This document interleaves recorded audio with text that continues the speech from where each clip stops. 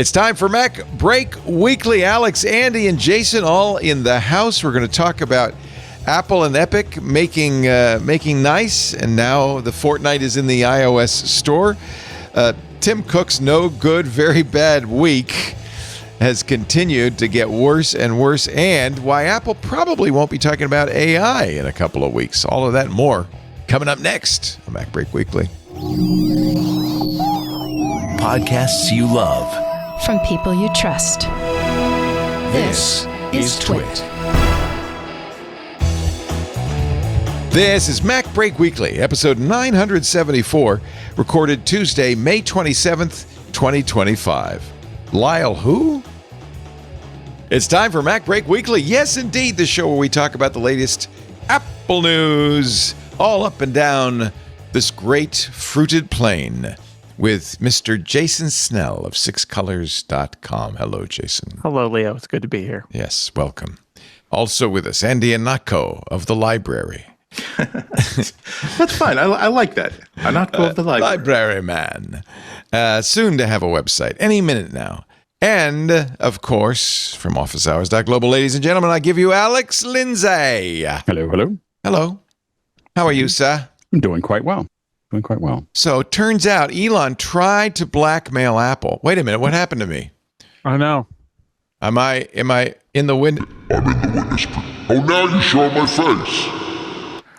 I thought that he was on the outs of the administration. I didn't think he still had access to that kind of. This is all part of our plan. All part of our plan secret plan to take over the show from Leo. We're very gradually phasing him out. That was step one. So this from the information in an exclusive story. Before Apple decided to go with Globalstar for its SOS satellite network, it had ambitions, according to the information. It had ambitions of becoming an internet service provider, and it was all gonna be by launching. Here they are fighting it out in space. It was all going to be by launching satellites, thousands of them, with the help of Boeing. That might have been their first mistake. Yeah. And then you would have on your phone, you would have Apple Internet, plus you could put a little doohickey in the window, because of course a phone needs line of sight to satellites. A little doohickey in the window, and you could have Internet from Apple too.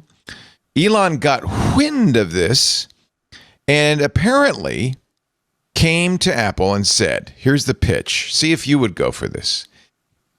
SpaceX agrees to exclusively provide satellite connectivity to iPhones for 18 months for a mere $5 billion up front. After that period of exclusivity, 18 months, Apple pays $1 billion a year for Starlink. But Apple, that was the carrot. Here's the shtick. If you don't come to terms with me, I will announce a similar satellite feature on my own that could work with iPhones. And I give you, and I think this must have been the thing that cheesed off Tim Cook, 72 hours to decide. Pew, pew. Tim rejected the offer. Elon, but I'm sure it was in a very nice way. Elon, I just don't think we can get our act together in 72 hours. That's really probably sorry. it. We're not ready. Probably a little bit of a southern drawl. Yeah, I just don't think we can make that fast. Elon, this is Tim. War Eagle. This is Tim. This is Tim. Good morning. Good morning. Good morning, Elon.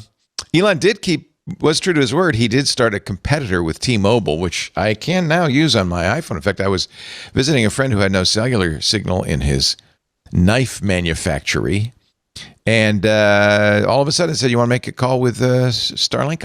I'm T-Mobile. You can use Starlink." I didn't, because I think it cost. I can't remember what the deal was. I had signed up for it, but I forgot what the deal was. So I should have, though, because then I could report back. Anyway. This seems credible. I mean, the information's exclusive, so Wayne Ma is very good at getting those inside stories. They say, according to 5 people with knowledge, or 2 people with correct knowledge of the deal. The failed deal added tension to Apple's relationship with Musk, who has spent the ensuing years tangling with the iPhone maker on a range of issues. Do you think Elon might have put a little birdie in the president's ear and said, Apple didn't show up in Saudi Arabia. I think that really it just had to do with that Apple not showing up in Saudi Arabia. I don't think Elon did. That's the anything Times extra. story. Well, we don't know. Yeah, But probably. that's the Times story. It played right into Elon's evil plans. Yeah, I think Elon was already on his way out, and I think that Trump is, he is. What did you do for me? Not even yesterday or today, he doesn't have in the last 10 seconds. Yeah. And so I think that Tim Cook turned down the opportunity to go to Saudi Arabia from the president, and he pays the price immediately. Yeah, like that's kind of the transactional nature of the. New York Times said the reason for the 25% or threatened 25% tariff on iPhones not made in the U.S. is that the president had invited Tim Cook to join him, Jensen Huang, and others, Elon as well, in Saudi Arabia. And Tim,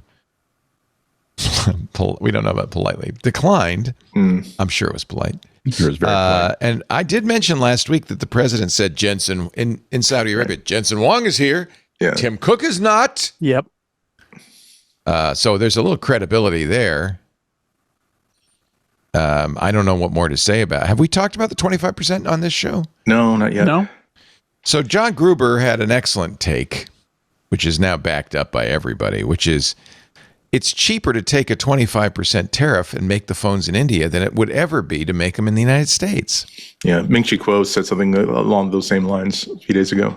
It doesn't make mathematical sense. Yeah. Nevertheless, it is a significant, cost increase on the iPhone. Yeah, and CNBC interviewed like a Trump advisor who said that, hey, we're not trying to hurt Apple, and in the same interview said, but we expect them to absorb the cost and not pass any of the tariffs onto the consumer. Could Apple? I mean, their margins are pretty good. Not that good. Not that good. No. Well, they have like 30 or 40% margin, right? They could. Would they settle for 10 or 12% though? Well, maybe Probably not not. settle, but the president's putting the screws to them. I don't think it's gonna get to that point. And I know that you think president of the United States, he's got all the leverage, but Apple has leverage here because if Apple raises phone prices, everybody knows who's at fault. Right. And we know that we saw with inflation, like people don't react really well to prices going way up. And they blame the government anyway, regardless of whether it's at fault for what's going on. So I think that is Apple's leverage is if it's a $2,000 iPhone this fall, whose fault is it? It's Trump's. That's the bottom line, period. So that's their side of it. I think the question is, again, it's always a negotiation. That is, if there's anything we've learned about Donald Trump is everything is a negotiation. Everything is a deal that allows him to declare some sort of victory. And so the question is, what can Apple do? Because of reality, right? Because of reality that they're not going to be bringing the whole iPhone supply chain to the U.S. Not this year, not in 5 years. Well, you know why? 10 years. American women don't have the tiny fingers. The tiny fingers of Chinese women. Oh boy, there's so much here that I don't want to talk about. I should explain this really quickly, otherwise I'm going to get email.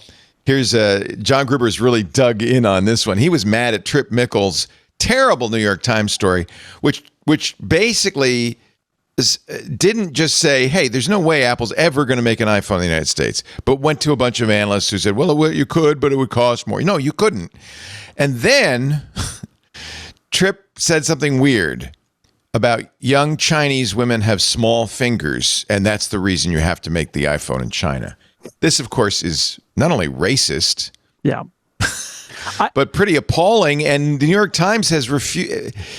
Gruber says, I didn't really talk too much about it because I thought, oh, they'll take that out of the article pretty quick. No. And I think their defense is this is the way that people involved in Chinese manufacturing talk about this. But I have a theory here, which is this is code for child labor.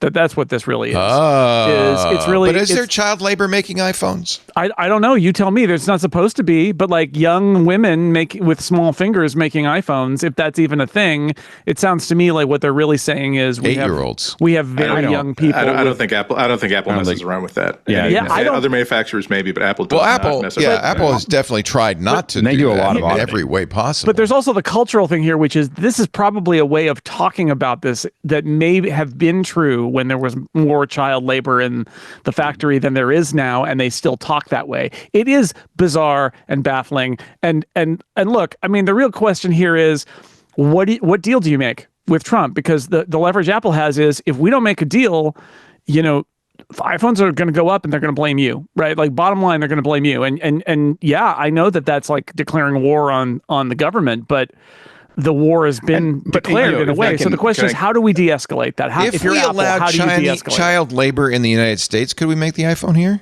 No. I'm just asking. No. Okay. Let's just take this down. The amount of infrastructure that it would be required to build what it'd take Apple 10 years to build that factory. At least a decade, so that you could make it for 3 times the cost. Like there's no part of that math that makes any sense. It is just the dumbest idea. And it's not the dumbest idea that could be said recently, but it's pretty close. I mean, it is someone who doesn't know anything. Everything looks simple to people who don't know anything about it.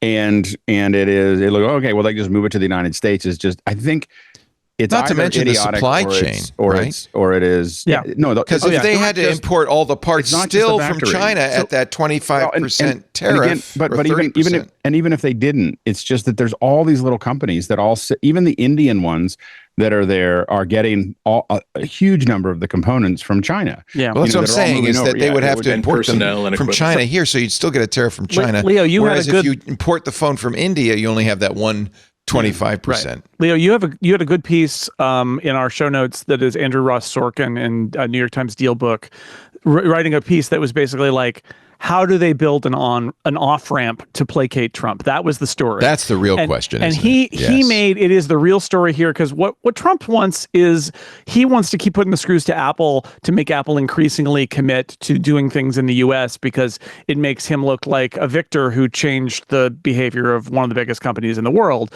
And what Andrew Ross Sorkin did was contact a bunch of supply chain experts who are not people who talk about the size of people's fingers, and instead because this is a good writer at the New York Times. Yeah, I said it. Not a bad writer at the New York Times who doesn't know what he's talking about almost anything. Anyway, I have it in for Trip Mickle. So what he suggests is, you take it in pieces, right? Like, I mean, there's probably a way to create an assembly plant in the next 3 years in the US and start thinking modularly about the iPhone and assembling parts of it outside in various other countries, importing the parts at a lower, some sort of reduced tariff rate, and then assembling. And I mean, the joke I made is, you make it in 2 parts, you snap them together and put them in the box in the US, and you say assembled in the US, but it would be more complex than that. But like, it's not something that's logical. They did that with the Texas plant in the first term. For the Mac Pro. Yeah, exactly. So it's not something that's logical. You wouldn't actually want to do it this way, but it would add a little expense and allow you to say, we're assembling this in the US. And honestly, I know that sounds like an end around Trump, but like, I think that there is some legitimate view in the White House that things like having a packaging plant, having an assembly plant, those are American jobs. So their argument would be, yeah, I know it's a little less efficient, and I know it's not assembling the whole thing, but it's Apple bringing some factory jobs back to America. It allows them to declare victory, and it allows this to de-escalate. Yeah, and it could be. I mean, if Apple spends $1 billion on it, it would be fine. Apple would make out on that, and Trump would get it. They could say, we're spending $1 billion on a factory in Phoenix, and we're going to build it. And the thing is that if they said that, they could announce it. They could have people doing surveys. It'll take 2 or 3 years to get the concrete for the floor poured, right? To do this, right? And then they could just turn it into something else down the road. Here's a quote into a from server. Tim Cook, thanks to Byte for Byte, Joe, in our chat room. He says, if you look at the U.S., you could have a meeting of tooling engineers, and I'm not sure we could fill a room. China, you could fill multiple football fields. It hasn't been that it's cheap labor for a long time. It's the expertise, the precisions, the advanced tooling.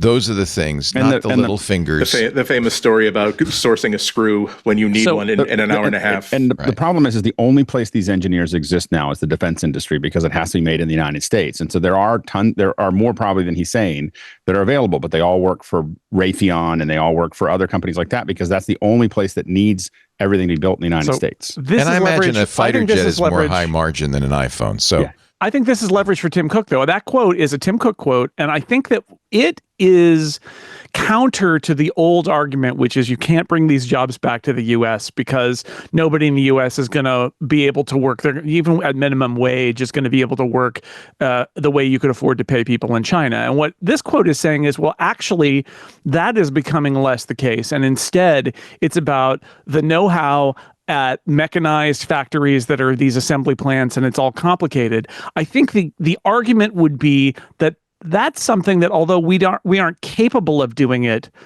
that the United States could be capable of doing if you worked at it for a couple of decades. And so I think that becomes part of his core argument to the White House is, let's start down the path of getting that kind of knowledge. Now, the problem is a lot of that also comes from training.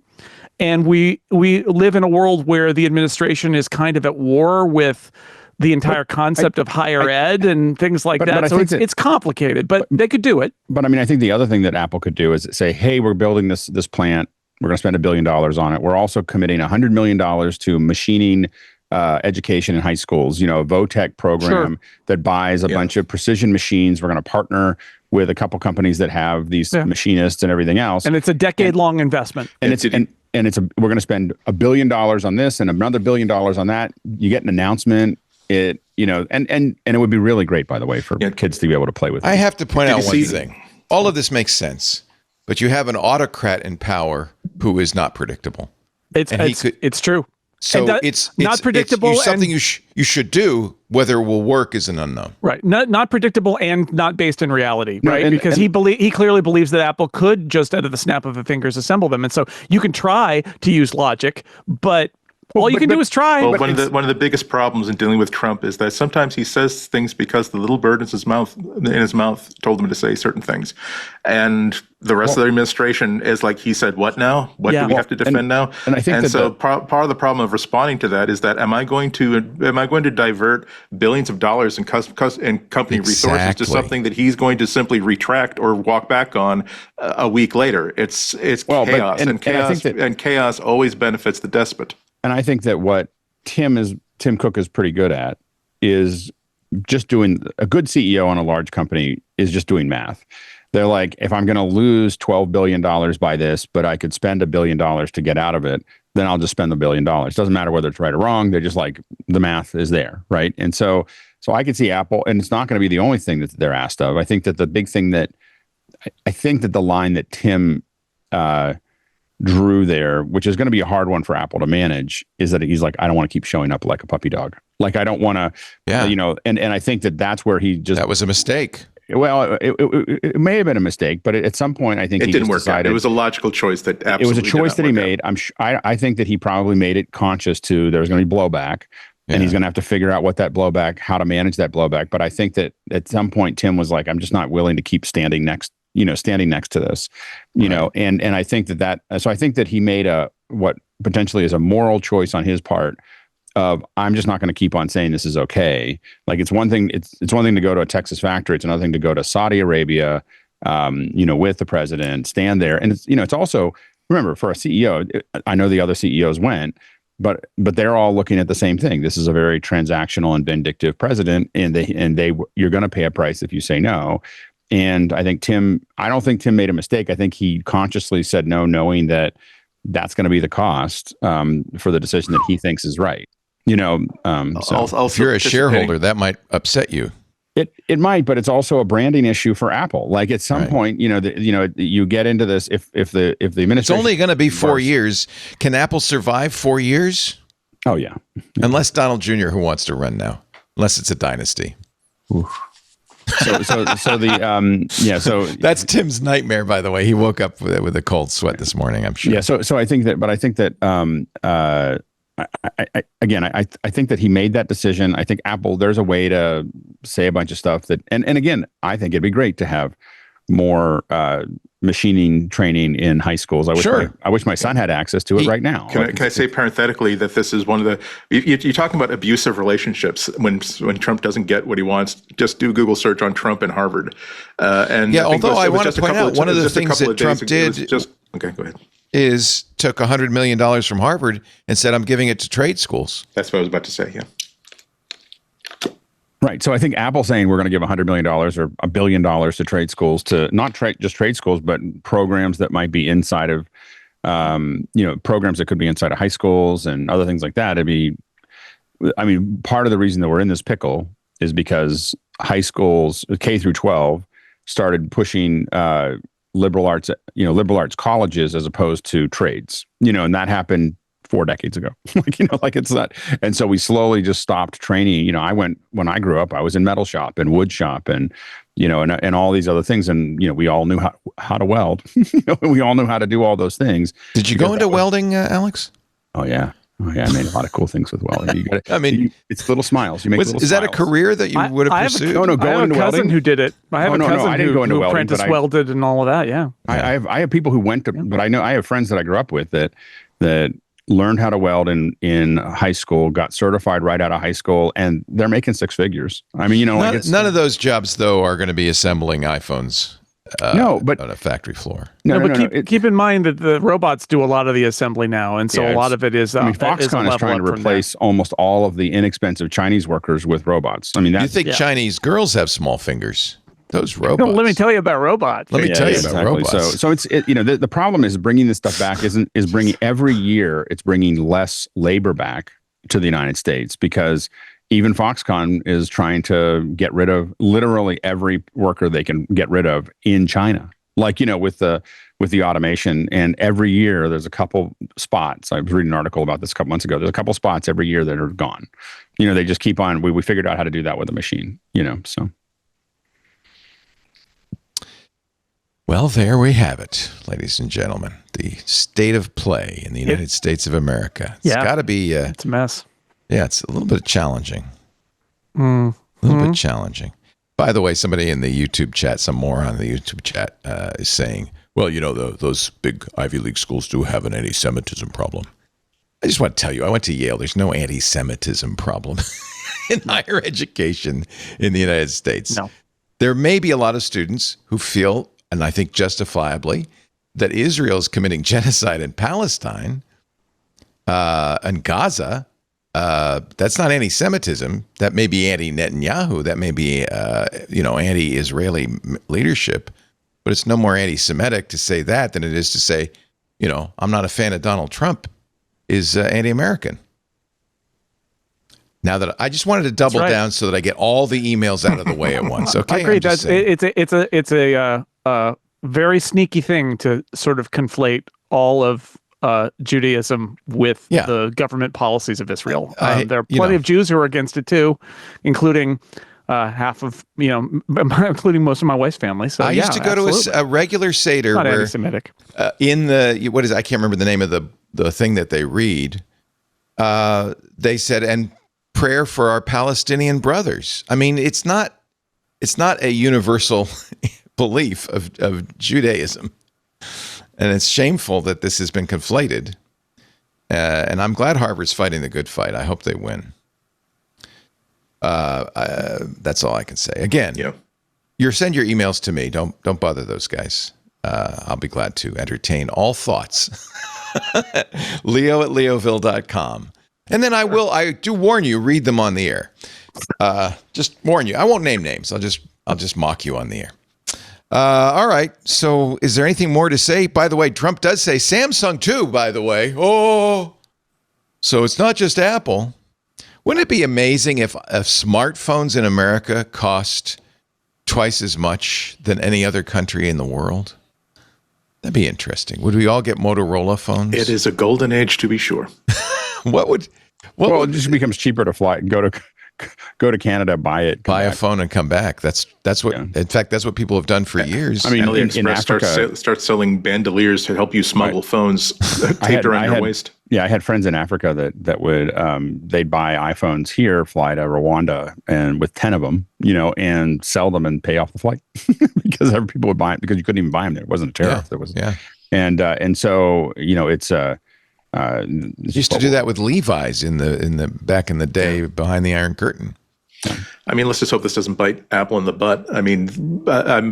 Apple doesn't have a phone for less than $600 now, and there are lots of really good Android phones for under $500. And so people who are price sensitive, who are like, I don't care. Even with the 2-year plan, even if whatever offers I can get, I can't afford a $600 phone. I can't afford an $800 phone. This is the phone. This is the amount of money I have to spend on a phone that has to do X, Y, Z. What are other phones other than the iPhone that can do X, Y, Z, that have a half decent camera? There are a lot of them out there. Yeah, that may be the real threat to Tim Cook, right? Is opening people's eyes to the alternatives. 51% of their revenue is the iPhone. That's right. And there's no credible replacement on the horizon. Maybe in 10 years we'll be talking glasses, but right now that's the iPhone. Yeah, if I see one more headline that says, the smartphone is doomed, like, okay, is it now? Someday it will be. Someday. Not today. I mean, when whatever creature inherits the earth after us has the kind of claws that cannot operate a touch screen, then they're going to have to start to build something that they can use bespoke. And we've talked about this. Those Meta Ray-Bans require a phone. And I would imagine that at least for a while, any eyewear from Apple, Meta, or Google will require a phone as in your pocket. There's a reason why there are a lot of really great smartwatches out there, and there are some people that say, "Hey, I leave my phone at home some of the time because my smartphone does so much." Yeah. But none of them are saying, "Hey, I gave away all my phones. I don't need a phone anymore because the smartwatch is perfectly fine for like watching videos on TikTok, and it's perfectly fine for engaging in long message strings on WhatsApp or messages or for with my taking friends." pictures. It's really bad at taking pictures. Yeah. Let me tell you. Yeah. There is, though, a precedent. I mean, I think younger people don't necessarily feel like they need a laptop anymore. They have their phone, right? Yeah, to a certain degree, although even they're dealing, both of my kids are in their 20s now. Old men speaking now. And they have laptops and they use them for laptop things, right? I mean, they live on their phones. It's absolutely true. But they use their laptops for laptop stuff. Because it's convenient to have a physical keyboard and a big screen. I'd say that their laptops are more functional and purpose-built. Like everybody's got what their primary device is, right? And my primary device is probably my iPad, honestly. My daughter's primary device, and for work, it's a Mac. My daughter's primary device is her phone. There's no doubt about it. But she does a lot of stuff on her laptop. That's the laptop stuff. So I think it's just a matter of the balance shifting. But, I've talked to a lot of people who are, younger people who they're like, it's all about my phone. And then they get a job or whatever. And they're like, well, I got to have a laptop. I got to have a computer for that. Because that's not their social lives and being a kid, you could do that on a phone, but it's a lot harder to do the rest of it. Yeah. I think that it also depends on the kind of level of social media and so on and so forth that they're doing about how tied they are to it. Like my kids don't. At first, I didn't let them use social media, and then now it's more free, but they don't use it because they missed whatever that adoption time was, and as a result, they just don't spend a lot of time on their phones. But my son has, I don't know, 4 or 5 PCs that are in various forms of being built, like they're sitting in his room, and my daughter mostly is iPad and iPhone. So I think it depends. Yeah, it's funny. My daughter for a long time, she's 32, resisted the iPad. In fact, she's an Android user, but I gave her an iPad for her birthday and she loves it. Yeah. But I also gave her a keyboard and a pencil. So she's basically got a laptop. Many more problems for Tim Cook. One more is in Texas, where a law passed requiring app stores to verify user ages. Tim Cook called Governor Abbott to stop, say, please don't sign that. Abbott. Hey, Abbott, do not sign it. Our own Steve Gibson had a really great suggestion. I wish Apple would implement this. And maybe these laws, because it's not just Texas, maybe these laws will kind of force Apple and Google to do the same, which is, as part of parental controls, let parents say, this is my age, whether, emotional or physical, of my kid. On the kids' phones. Apple's doing that. So Apple announced a feature that's going to have an API that lets Apple, because Apple knows, or the parents can put in the actual birth date of the child. So Apple knows that age, and what Apple wants everybody to do, and this is why I think there's probably an argument here for a federal regulation about this, because a lot of states are doing this and it's getting really complicated. What Apple wants to do is use this API where an app developer can say, hey, what's the age range of the person using this app?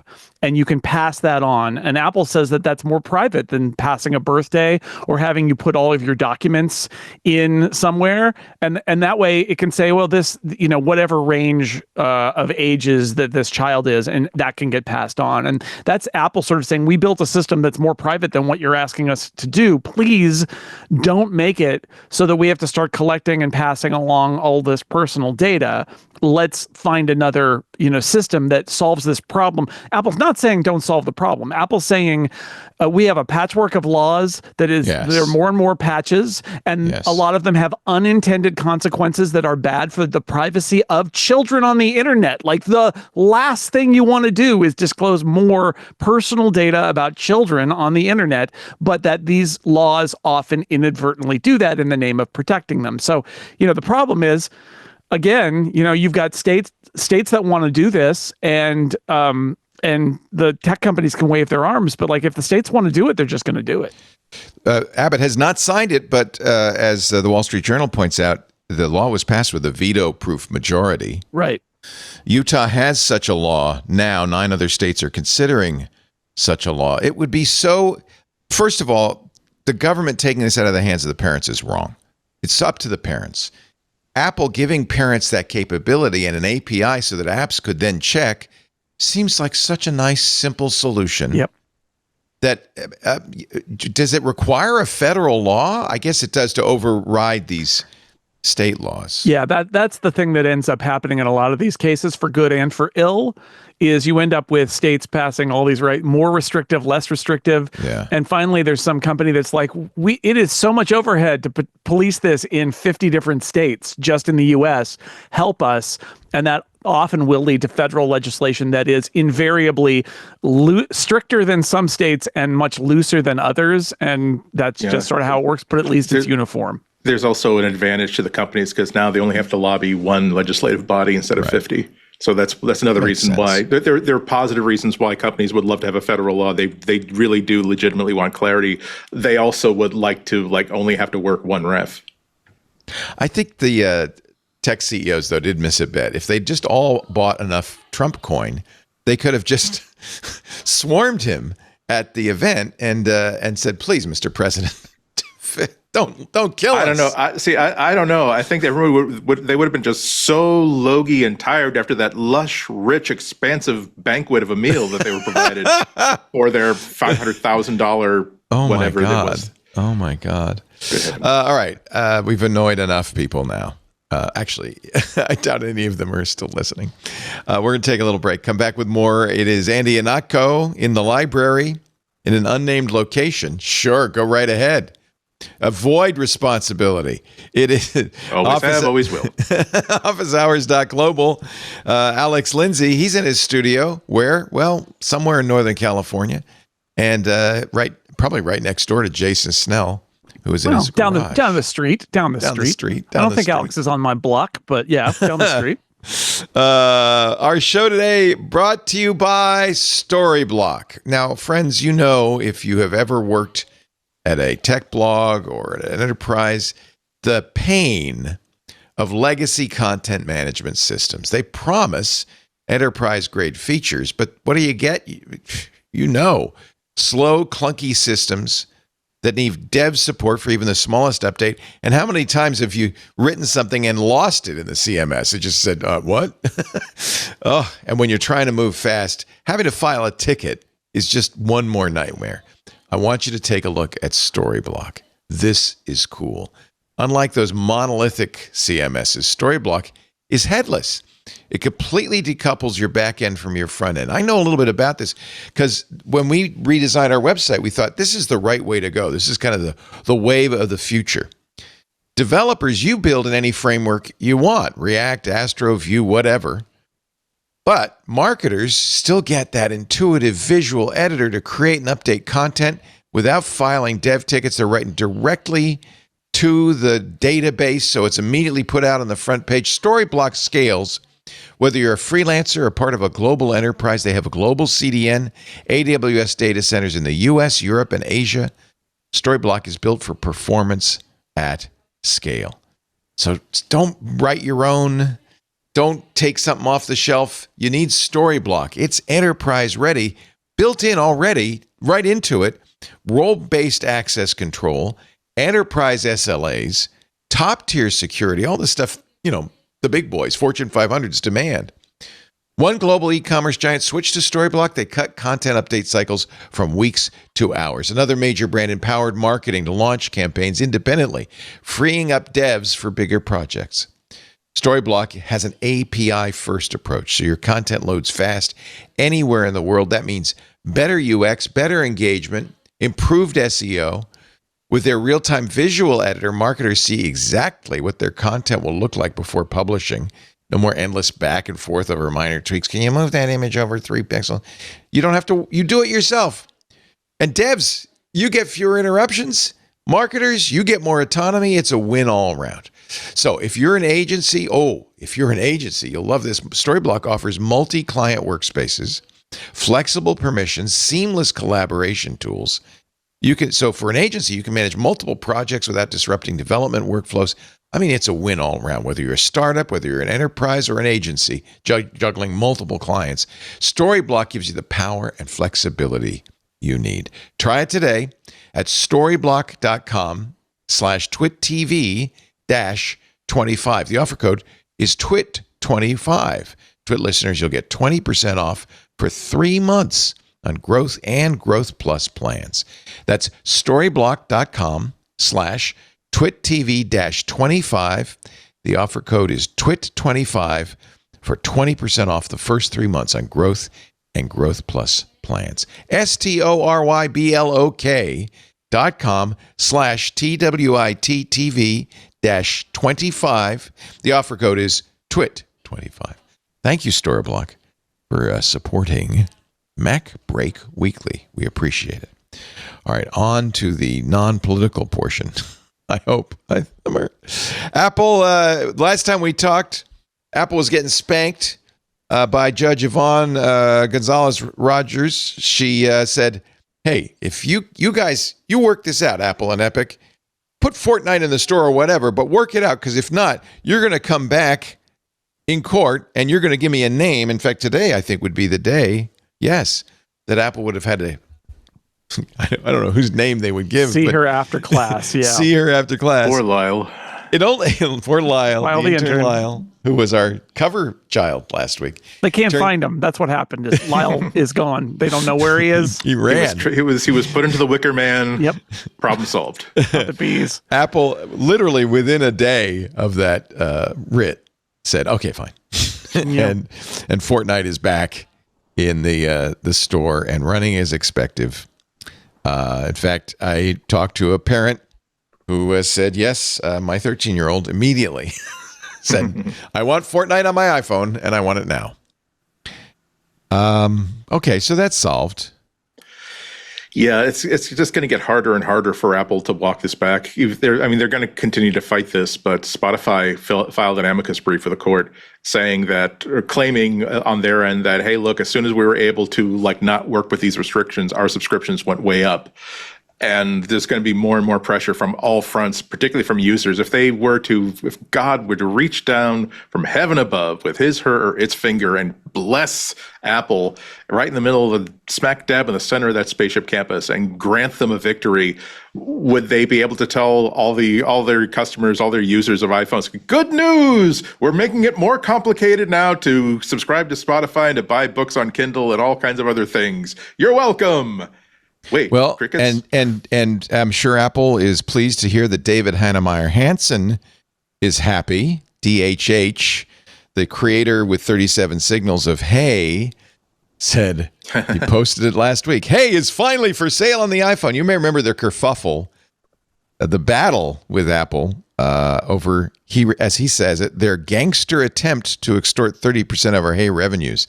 He said it wasn't even just the revenue. Really, we wanted to have a relationship with our customers. Hey is an email calendar system from 37 Signals. And he said, we just wanted to be able to respond directly to customers instead of having to do it, through Apple.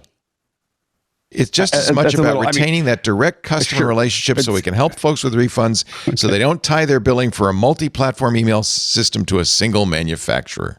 Okay. I mean, like what people want is they want the leads. Like they want everybody's contact information when they're buying stuff.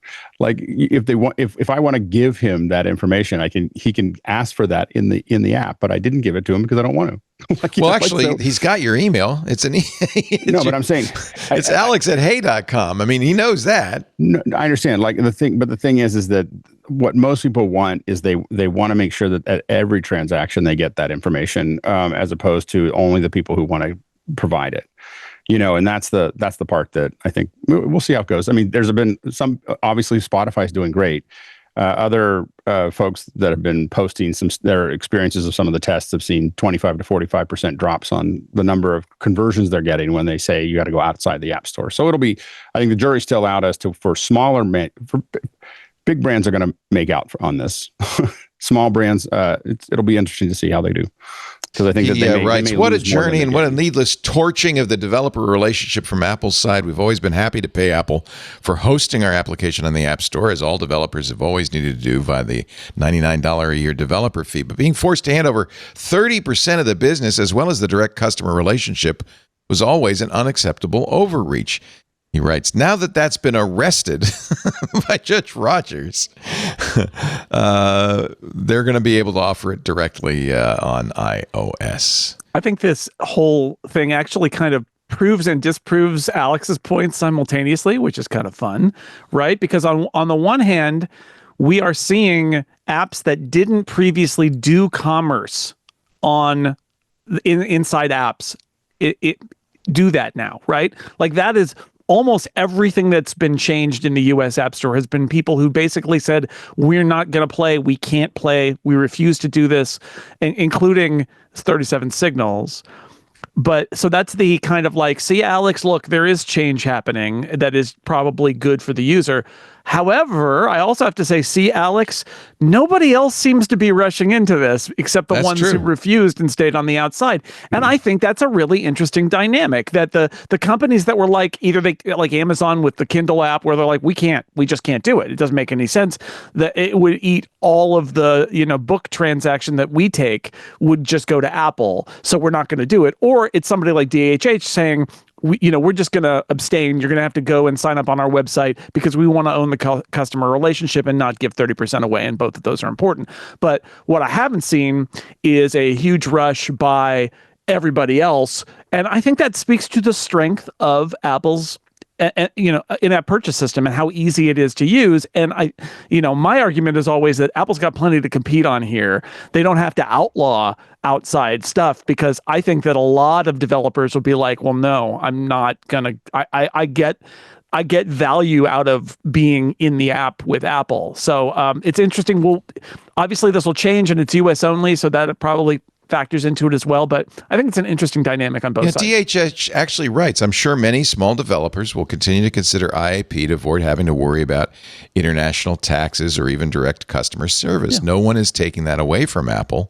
or those developers. But the court has ordered them to make it optional to have an alternative. Tragic. And I think that's fair. The worst person in the world says something you agree with. Oh. I know. He didn't mean you, Alex. we meant DHH. I agree. He's not the worst person in the world. No, but he's not great. He's not great. Don't like that guy. I don't really like the Epic guy that much either. But Tim Sweeney either. I agree.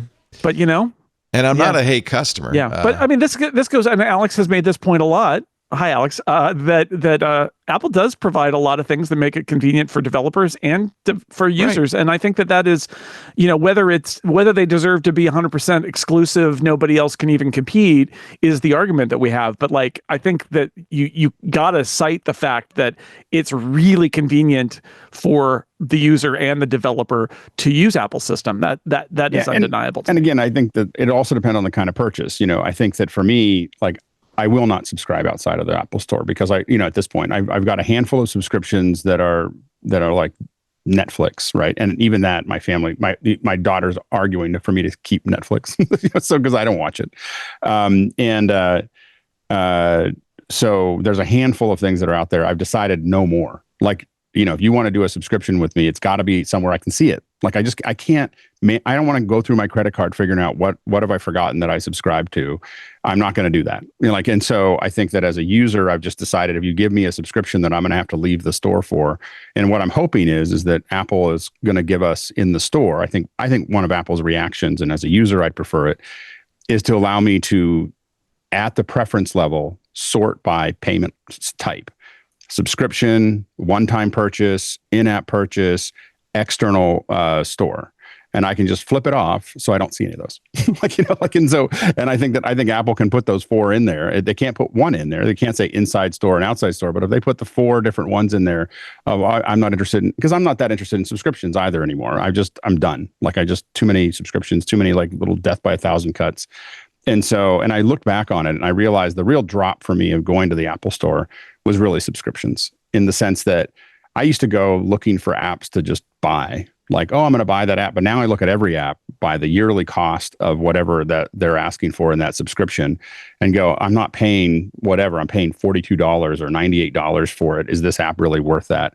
And the answer is often no. And so then as a result, I just don't explore as much as I used to because and that's Apple's fault. Apple pushed everybody to subscription. Like, this is great because it's good for their model. But I definitely don't want to subscribe outside of it because it's just, I don't know. I find that I'm paying $5 a month, like 6 years later, and I'm not willing to do that anymore. I loved your piece, Jason Snell, Sam and Jony and skepticism. We've all been commenting on this weird engagement video from Jony Ive and Sam Altman. It's just 2 billionaires having coffee in an empty cafe. Where they registered. Yeah. So Sam Altman, of course, founder of OpenAI, went to Jony Ive and said, because Jony said, we're working on, my development team is working on an AI device. That's all he said.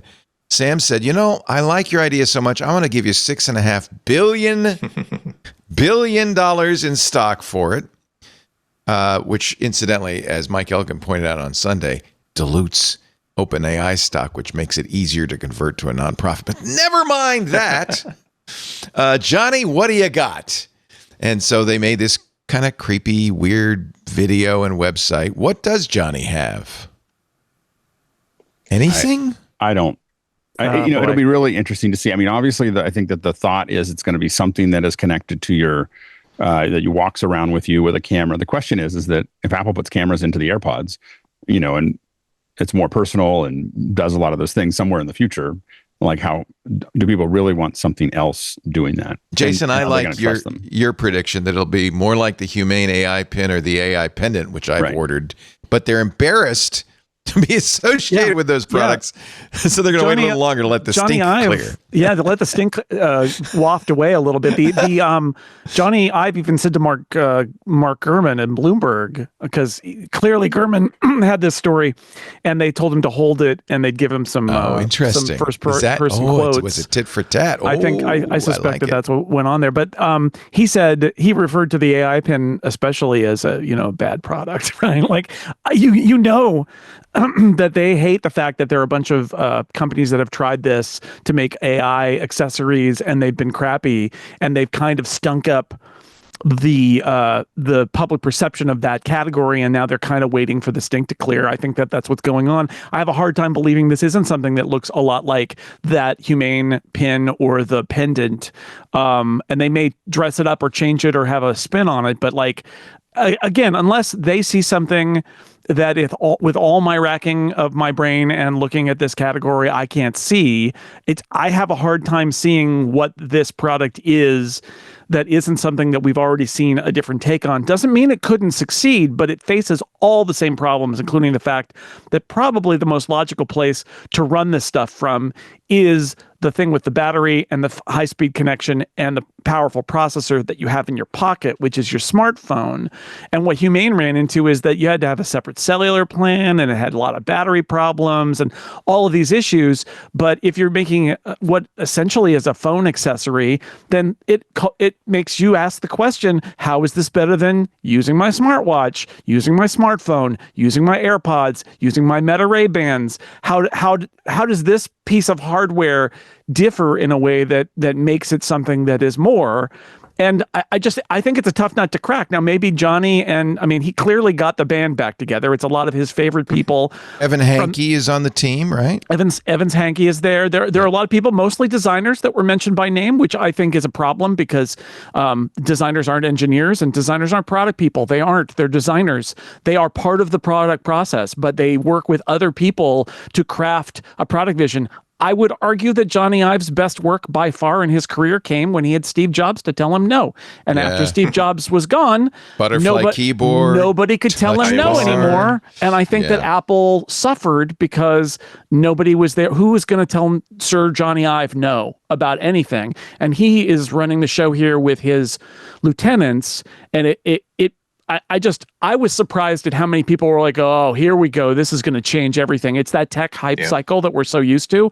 And I couldn't help but look at it and think, oh my God, it's two of the most overhyped things in the last decade. Jony Ive and Sam Altman and OpenAI. And I look at them together and it's like, and I'm not an AI skeptic in the sense that I think that there's useful stuff in AI, as well as it being horribly overhyped. I think both of those things are true. But the hype was so thick here with nothing tangible, and they're playing around with a category that we've already looked at. All of us have talked about this category of an AI accessory, and like it's really a tough nut to crack. And they're like rolling in and saying, no, look, geniuses, we're going to do it. And it feels, I don't know. It's BS. That's basically what I came down on. It's really thick with BS here. It's absolutely, and that video was also very calculated. It was basically it was like an Oprah Network sort of interview sort of thing, where cozy and familiar and not intimidating the way that AI sometimes seen as really intimidating. We're not. He actually said, the partnership is not being, I'm reading from a New York Times article, being led not by a fiscal imperative, but from a place of building products that, quote, benefit humanity. And okay, that's always a very, very alarm bell should go off, because that either means that someone is lying their butt off about the reason why they're doing something, or they don't know what they're talking about, or they're being very, very genuine about what they want to do. But the thing is, it's kind of like talking to an artist who says, I want to create art that makes people feel. That's not how you make great art. That's how you make really, really cringy, sort of like teenage art that you don't want to put in a place where people can see. Is it fair to say that it can be the thing is, it can be a very, very simple thing. It doesn't have to be this revolutionary thing.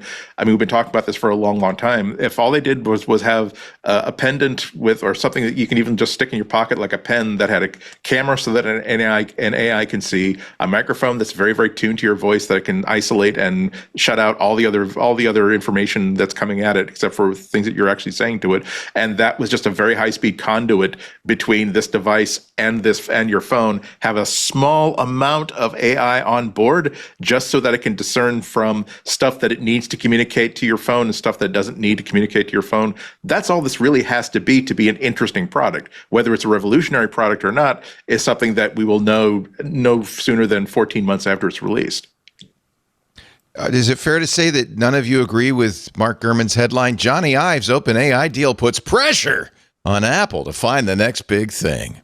No more than usual. Narrative. Such a tired narrative. I mean, he's just running the same stuff out there. I really respect Mark Gurman as a reporter, but as an analyst, his analysis tends to be, come on, do something.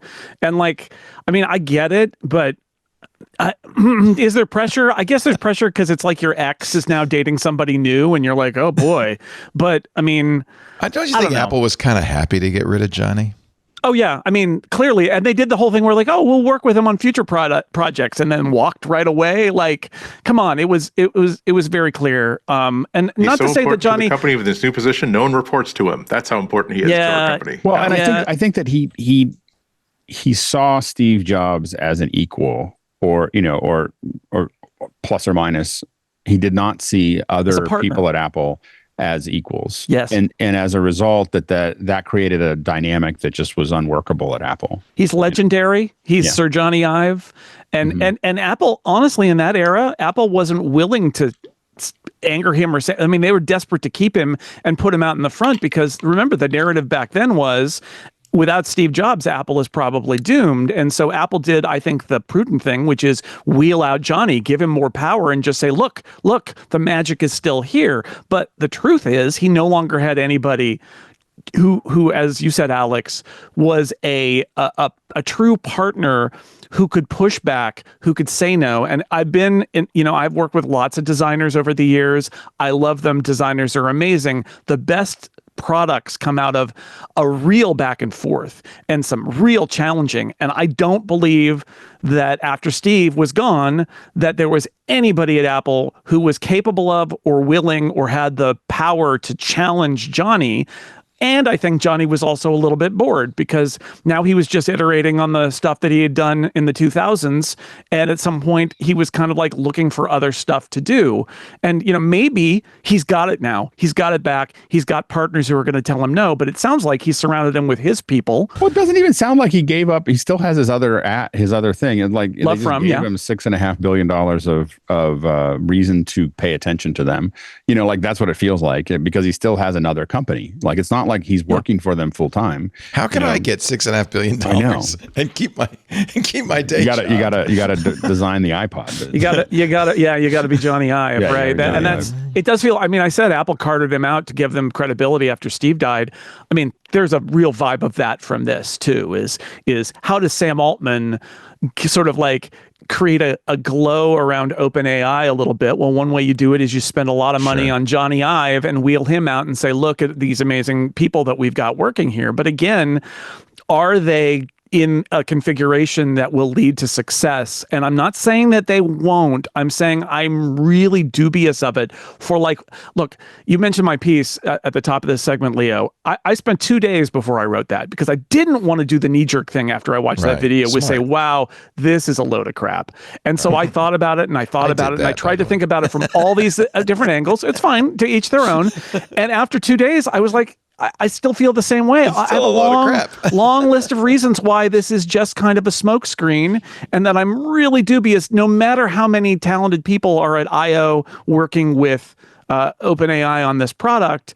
I'm really dubious that this is anything that shouldn't be viewed with like the highest level of skepticism up until the moment when they ship it and then we see what it is. And it also really felt like, just as a person who produces videos, almost exactly like that one. I obviously didn't work on that one, but produce ones that are very similar to this. It really felt like we're going to spend $6.5 billion. We got to sell this hard. Yeah. We got to sell this connection, whatever it takes, whatever. Like I love, by the way, if you ever have those kind of things, I'm really good at those. So yeah, just letting you know, like I don't usually pub my work here. Deflection video. So they got Davis Guggenheim to direct this, right? High quality production. Sky's the limit on the budget. We're going to take over a bar. We're going to put a bunch of extras in there. We're going to, we're going to do it all. It's by the way, apparently people who saw the video shooting on the streets said everybody was extras. SF Standard did, which is a great up and coming website covering San Francisco news, has a piece where they deconstructed it and they show all of those like very casual things about Jony and Sam walking down streets in San Francisco, where you can see all the different extras, like he's over here and now he's over there. And now he's walking this way, and now he's walking that way, because it looks like a documentary, but it's a phony documentary. And the problem is that doing this without actors, these guys are great. They're brilliant people. They're very good at what they do, but they're not actors. And what it does is when you do that, it feels very gooey. It's just like, ugh, because it's actors sell something that a regular person doesn't sell without a lot of practice and without figuring out how to really create that. Where am I coming from? There's no context to this. There's no backstory. There's no like. And so the thing is that they're just given a script and they kind of go through it. It's like, and hi, Johnny. It always feels so gooey when you do this, and so I'm ruining my chance of ever getting anyone listening to the show. Did Davis Guggenheim really direct it? Davis Guggenheim apparently directed it. Wow. And he was the director of An Inconvenient Truth. Exactly. He's a documentarian. Yep. Yeah. And Alex certainly noticed this. I noticed this, that one of the weird things about this is their conversation at the bar having their espresso, like, at several points, it feels like there is an invisible interviewer there who's been cut out of the whole video. So, like, you have them say things where it's very clear they're, like, responding to something, but the something isn't there anymore. It gets really uncanny and really strange, which again, it's easy to pick apart the video, but I feel like it says a lot that they made a bespoke web page that does all sorts of effects when you scroll, and they embedded this video. And, pardon me for saying so, but it feels very Jony Ive, and I would say in the worst way possible, modern Jony Ive, where everything's a little extra, like they're trying too hard. It did look, look at this. It looks like a wedding announcement. It's really kind of weird. Well, it's a birth announcement. It's the baby announcement for IO. Yeah. It's like these are two incredibly rich, incredibly powerful people, but no, they're just Jony and Sam hanging out. Yeah. At the Starbucks. And you got to admire the fact that they have quotes down at the bottom with little share links so that you can get those quickly. Share that so I can put that up on social. The social. Get that, hit the socials with that. Actually, you want to AI is scary, so you gotta counter that. If you got $6+ billion to spend on this new company, you got enough money to basically try to start off on the foot where no, we're not like the rest of them. We're only in this to help people. There was somewhere in the conversation when they were making this, they were like, we got to change the narrative. That someone said that somewhere, like we're going to have to change the narrative about AI and about this thing, and then I'm sure that came up somewhere in that meeting. By the way, kudos to y'all for watching the video. I couldn't. I didn't watch the whole thing. I will admit, I watched the first like 2 minutes, and I was like, "Oh, I got it." And then I skipped through it, and I looked at it, and I go, I watched just them walking through the crowd angles. Like Thanos. Somebody said Johnny walked through the crowd like Thanos going for the it was a big Infinity Stone. There's a lot of strut going on there. That was a lot of like. So. Credit to you, Jason, for watching the video and waiting 2 days before coming to the same conclusion we all came to. Yeah. I liked Mike Elgin's theory, though. I thought that was really interesting. Oh, I think that this is really more about diluting OpenAI's stock.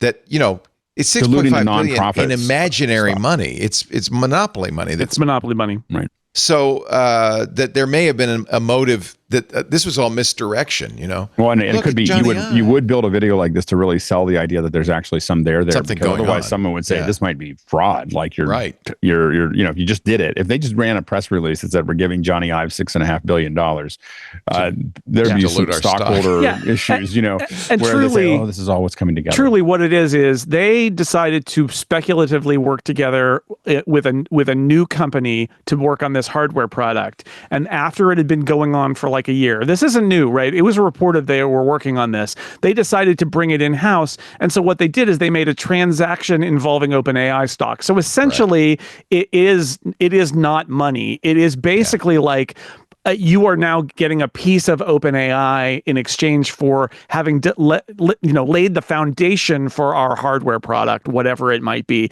And you know what? If it all goes south, then there's nothing there. It all kind of starts to evaporate. But it's funny money, and it's funny money, but it does dilute everybody. Like everybody, that's the whole point. But OpenAI, everybody in OpenAI must be like, really, like who put money into it? You're like, gonna give my money? Johnny needs his money. Johnny needs his money. Particularly if you've been working your butt off at OpenAI for years and years and years. It's like, okay. Well, that's who the video maybe really was for, was the actual shareholders. I think the video is for Apple. You want to hear my theory here? I like that. Our arch enemy of OpenAI is Google. Google runs Android. Google and Samsung are tight. It basically try to get into Android. I know it's open and all that, but like the home field advantage is true. Google is all in on Gemini. You're OpenAI and you're like, well, there's Apple, right? Apple's over here and they already have a little bit of it. And if you notice in that video, I don't know if you saw this before you noped out of it, Leo, but like Sam says stuff like, we're not. I love my MacBook Pro. I'm not gonna. You're gonna still have your MacBook Pro. Interesting. And they're like, they're almost trying to say we're building a third device that is not your phone or your laptop. It's another thing. They all work together. And part of me thinks this is actually them sort of saying, "Don't worry, Apple. We're not here to destroy you. We're your buddy." Which, if I'm Apple, I feel a little threatened, but at the same time, there is an argument to be made that every other AI company ought to be cozying up to Apple because the smartphone is going to be at the center of this. Let's be clear. For the foreseeable future, the smartphone is going to be at the center. It's got power. It's got a connection to the internet. There's so many reasons that the smartphone is going to be at the heart of this. Well, if that's true, and you've got two choices, and one of them is a company that's all in on its own AI model, and the other is a company that is struggling to build its AI model, who's your buddy? Well, Apple's your buddy. So, Sam Altman did this with Microsoft, didn't he? In fact, it's like the meme. Sam Altman's got his arm around the Microsoft girl, but he's looking over his shoulder at the Apple girl because he's kind of done with Microsoft. Yeah. Microsoft's kind of done with him. Yeah, they're kind of doing their own thing too. So I think that Microsoft, there was that whole the chaos with Sam Altman last year, and they were like, "Hey, let's get it all back together." But then there was got to be some meetings internally, like we need another plan. This is Microsoft's backup. Absolutely. Hey, you mentioned how nice a website it is. This is completely off track. I just want to mention Rick Rubin, who's kind of a wild fella, has done with Anthropic a website called The Way of Code, the timeless art of vibe coding. It's the Tao Te Ching. It's beautiful JavaScript site. It's the Tao Te Ching for vibe coding. And if you haven't seen it, it's wild. I mean, it's just a wild site. So I just thought I'd pass that. that they're also fighting off Claude in the sense, or Anthropic, because right now ChatGPT is tied in pretty tightly with Xcode, but there's a rumor that Anthropic is being used internally at Apple. Yeah, that it's the best coding platform by far right now. Despite what and who knows what will happen in a week and a half, or 2 weeks or whatever. So there was some good stuff in the Mark Gurman newsletter on Sunday. We'll talk about Solarium in just a moment. You're watching MacBreak Weekly with Andy Anako, Alex Lindsay, and the wonderful Jason Snell. Real quick, I know, Alex, you don't like subscriptions, but maybe this would be one subscription you'd consider, $7 a month to join Club Twit. You get a lot of benefit at a Club Twit. Of course, the $7 a month supports us. It's about 25% of our operating expenses right now, which is really great. It means we can continue on with the shows we're doing like this, do new stuff in the club. You get not only ad-free versions of all those shows, you get the stuff that's going on in the Club Twit Discord. Right now, a fist fight between those three. But if you want to join us, join the Club Twit Discord. Look, you can get your very own Pokemon Go card. Or no, is that Magic the Gathering? I don't know. Anyway, we are doing a bunch of events. Our AI user group is Friday of next week. That's a fun thing we do every month. I mentioned before, and I'll mention it again. If you want to see our keynote coverage, Mike and I will be doing the WWDC keynote. But because of takedown threats from Apple, we are going to do it in the club only. So you need to be a club member to watch that. You can either watch it live, we'll stream it live, or after the fact on the Twit Plus feed, but you got to be a club member. There's also the camera show is coming up with Chris Marquardt next week, and Micah's Crafting Corner in a couple of weeks, and Stacy's Recording Book Club. in progress. And what? Hello? And the recording in progress. All of that for a mere $7 a month. I think you're getting a good deal right there. Look at that. That's great. Thank you, Pretty Fly. Find out more at twit.tv/clubtwit. And we thank you in advance. Is Alex back? Not yet. We're going to wait for Alex. He is back. I just dropped out for a second. I'm prepping for my pick of the week, and I'm sorry for the recording in progress. It's part of the pick. I don't mind. So what is Solarium? This is a Mark Gurman rumor. It is the company's Apple's new software interface, named after glass rooms that allow in sunlight, according to Mark. Is this we've heard about this for a while, this new Vision Pro redesign. We just now have a name. Yes. And his piece, the big things that he's advancing here are that it will come in some degree to Apple TV and Vision OS and Watch OS, the ones where it's less of a huge deal, but it will still come there. I think it's very clear that what Apple is doing with Solarium is it's a design system meant to roll out across all of their OSs. And I think, again, fundamentally, I don't think that's a bad thing. I think that the problem with a lot of OSs has been they've all been sort of like split off of one another and developed separately. And then Apple tries to jam designs and features and functionality from one in the other, and you end up with a bad fit. So having a system that knows, and it doesn't necessarily mean that the Mac's going to look like an iPhone. It means you design one system for all your devices, knowing what all your devices are. That could be a really good thing. It's all down to the execution. But what he's saying here is, it would seem like Vision Pro, the Vision OS was already kind of inspired by what they were working on. You'd think that there wouldn't be changes, but obviously it's evolved since then. So there will be some changes, and there will be some things that, even though the watch just got redesigned, there will be some changes there. I don't think they're going to be huge. I think that's why Mark Gurman didn't know about them until this week. But I think that they'll still happen, and that this is obviously going to be a big talking point at WWDC is whatever this new look and feel is. Well, that's one other thing Mark says. He says there probably won't be much earth-shattering AI news, which is a little bit surprising. I think they want to stay away from that hot potato. I mean, I'm sure that they'll talk about it. If they talk about it, it'll probably be integration with other folks. I think that they may, unless they have something really impressive. They don't have much really to say. Ready That's to ship. the problem, isn't it? That's the challenge. They got nothing. They got that image playground. That's about it.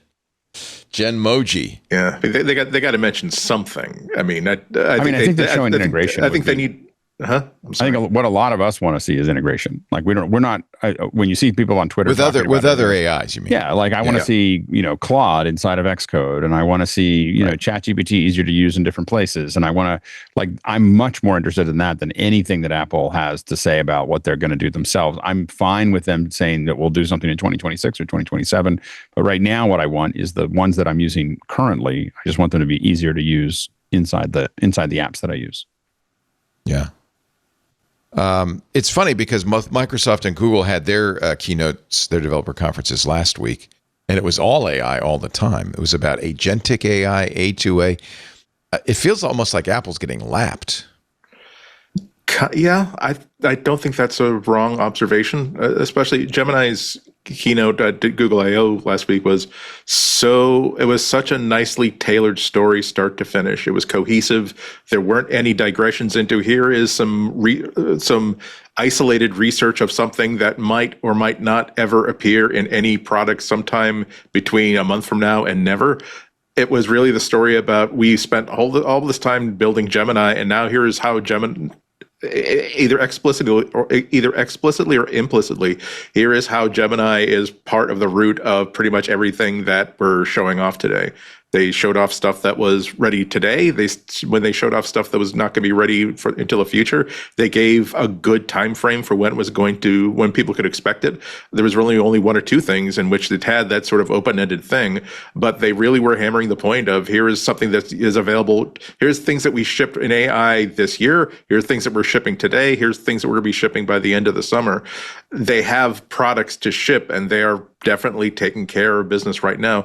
Apple isn't, as we've just been discussing for the past couple of months, Apple's not necessarily in a situation where they're not like Google. They're not in the business of providing services. So the more that Google can present that, hey, we've got all these services that we're providing that will get people engaged with us as users, and also developers will want to pay money for our services as developers and as producers.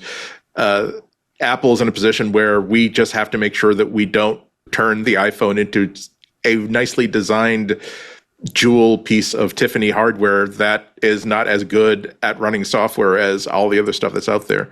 And as Alex said, so long as they can promise integration with whatever it is that Google is doing, whatever it is that OpenAI is doing, whatever it is that the other companies are doing, they'll probably work out to be okay. But they can't just basically spend Google I/O basically saying that AI doesn't matter. It doesn't matter that we don't do anything natively on device. Doesn't matter that there's nothing. All that stuff that we said last year doesn't matter because we can take another year. We can take another 5 years for it. They at least have to say that we are aware that there is a difficulty and we are addressing it. We've adjusted our timetable. We've adjusted our plan, but we still have a timetable and we still have a plan, even though if we're not going to share it in as much detail as we did last year, because we really wish we hadn't. The big story of Google I/O and Microsoft Build was agentic AI that goes out and then talks to other AIs or other websites, brings stuff in, maybe makes appointments for you. What are the odds that Apple will have anything along that lines? Nothing. Zero. Right? Well, I mean, unless they partner. The stuff that they didn't ship was you could argue agentic in a way, right? The idea that they were going to have a system that could look at your context and look at and basically look at the intents that allow you to control your apps and move through steps to allow you to perform things, but they didn't ship it. And are they going to even mention it? We'll see. We'll see. Here's a crazy thought. What if Apple thinks, maybe this whole AI thing is hype? Why don't we be the anti-AI company?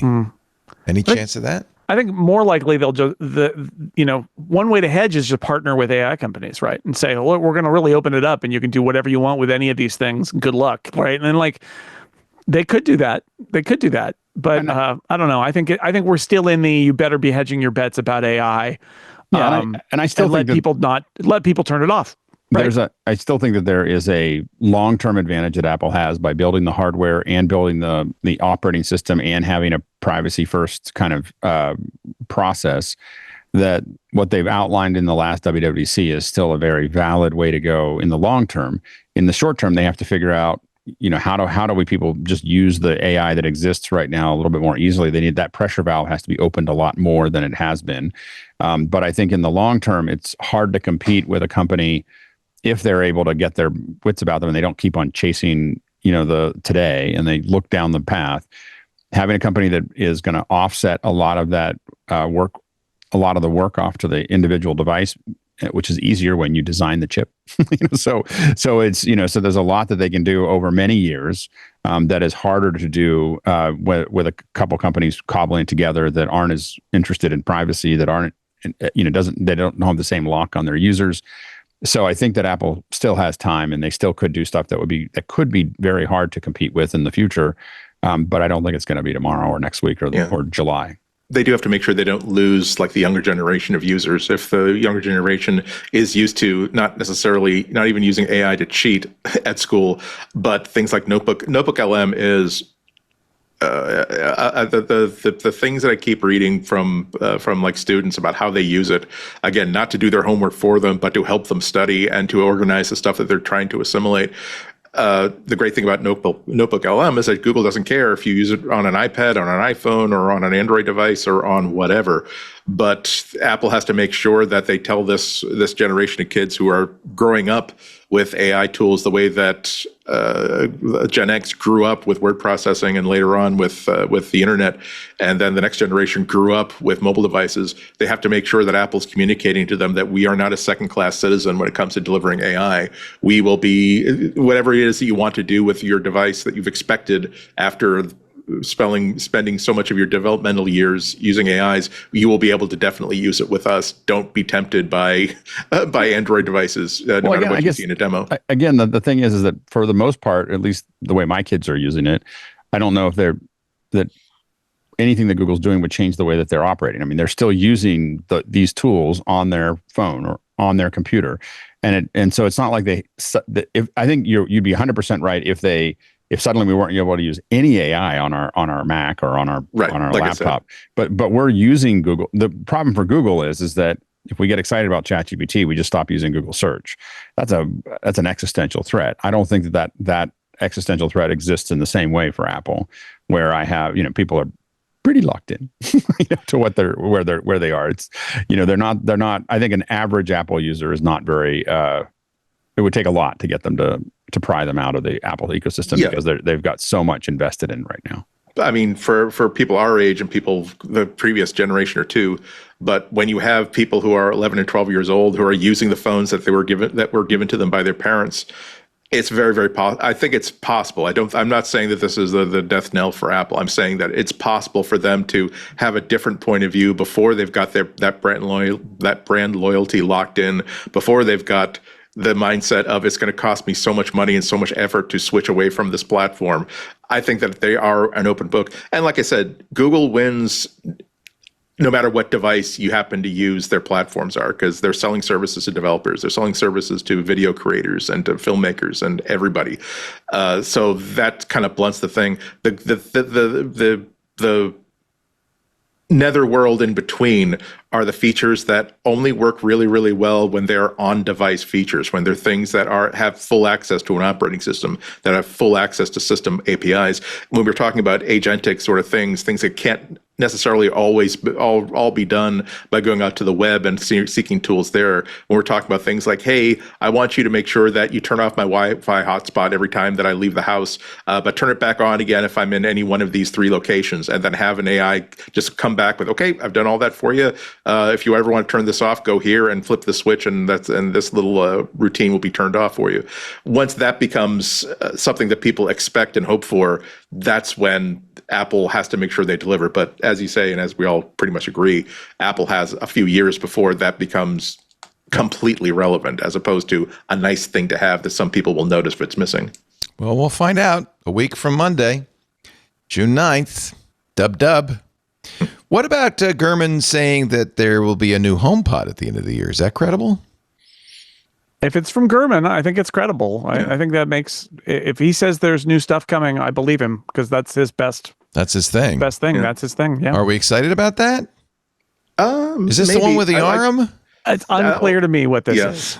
I like. Well, it wasn't a big hunk of his newsletter. I did like what he was basically saying. His information seemed to line up with line up with reality, which is that Apple has decided that this square screened home center device that works with HomeKit and stuff like that, it's enough of a priority that they're perfectly fine to cut features from it if these features like Apple Intelligence and other things, and maybe the robot arm, are preventing it from shipping this year, shipping in time for the holidays buying season this year. That makes perfect sense. That's something that you totally imagine Apple doing, saying that, look, people don't know that we were planning on having this device do that. We can basically add that via software update, just like with the Apple Watch, just like with so many other devices, where we'll add, as long as we get the hardware working to the standard that we want, as long as the hardware that we release in 2025 is capable of a software update that we want in 2026 and 2027, why delay it another year if we think that the moment is right now? So who knows? Yeah.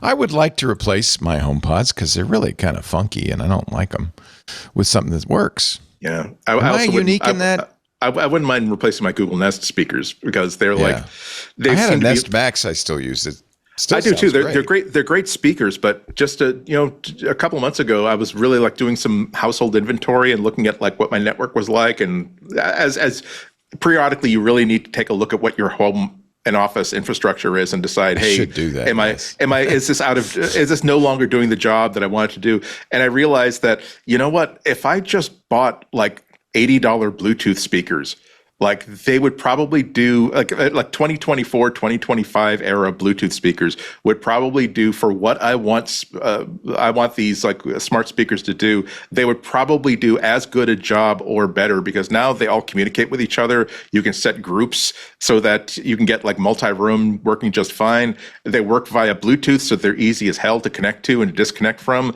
And this isn't a Google podcast, but oh my God, the obvious things that you should be able to do with these speakers that you can't do, like, gee, I've got a Google TV dongle and it's running the Google TV operating system and it's running the YouTube app and it's connecting as a speaker output to these Google Nest speakers.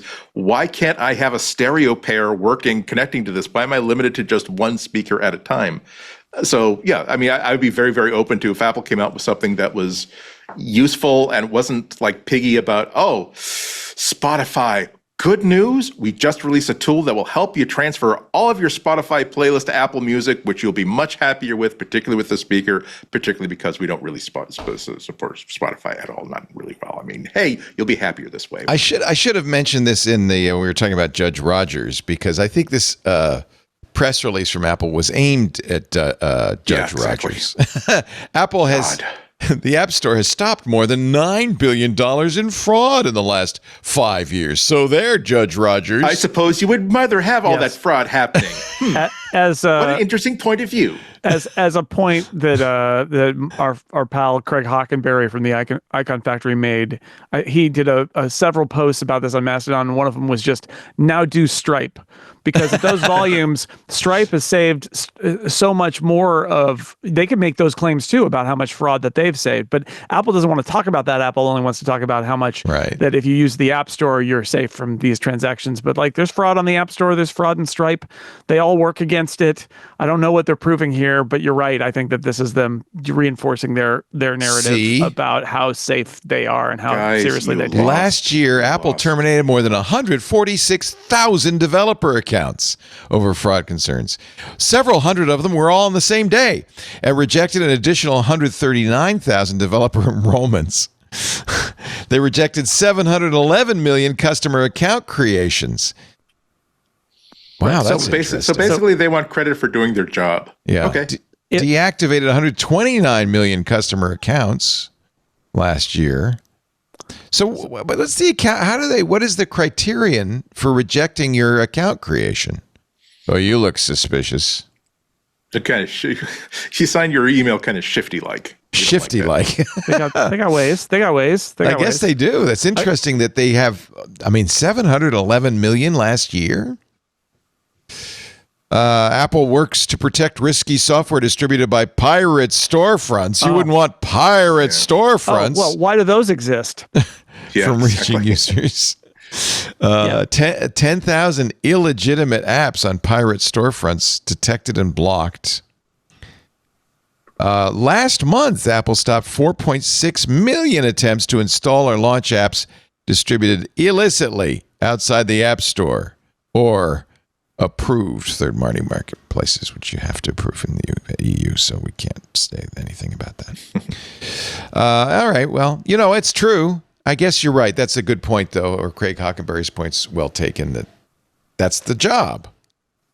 So that's what everybody does. I'm sure Visa and MasterCard have done the same, right? If you look at what Stripe deals with, they're doing 100 billion in savings instead of 7 billion, right? Like, because of volume.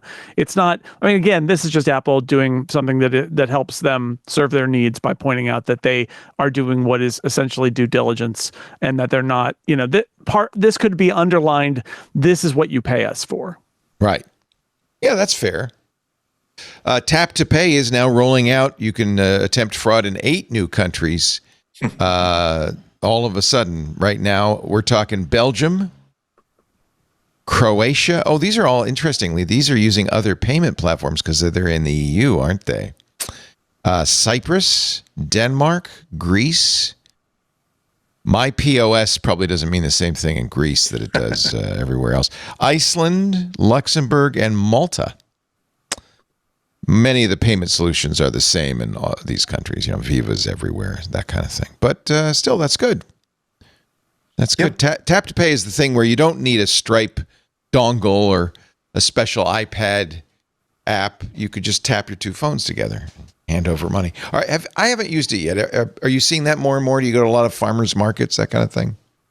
Sure. The pandemic pushed a lot of people out of cash and into tap to pay. Well, I do Tap to Pay on the the terminals, the Stripe terminals and so forth. But this is phone to phone. Yeah. Some of the people at my seamless. Some of the people at my farmers market, this is what they use now. They basically they hold out their phone. So it's still a business transaction, but yes, for sure.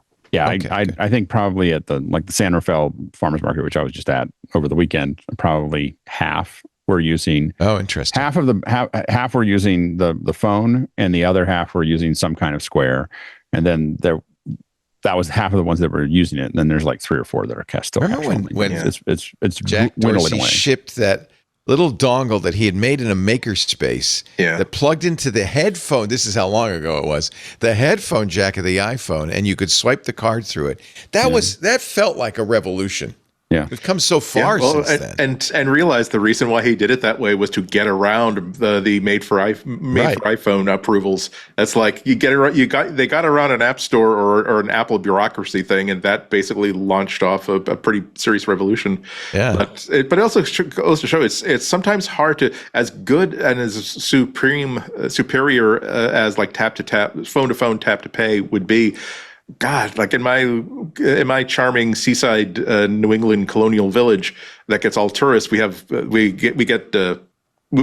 food truck night like once a month in the nice weather. Ooh, that sounds like fun. And the number of times where the food trucks are like they're not using any type of a tap to pay. It is literally launch this app, scan this barcode, use this really, really cumbersome. I mean, it's a common app, but it's not like tap, validate, good. It's like, okay. I mean, I try to convince. I have to talk to these people who are trying to selling me a beautiful cupcake.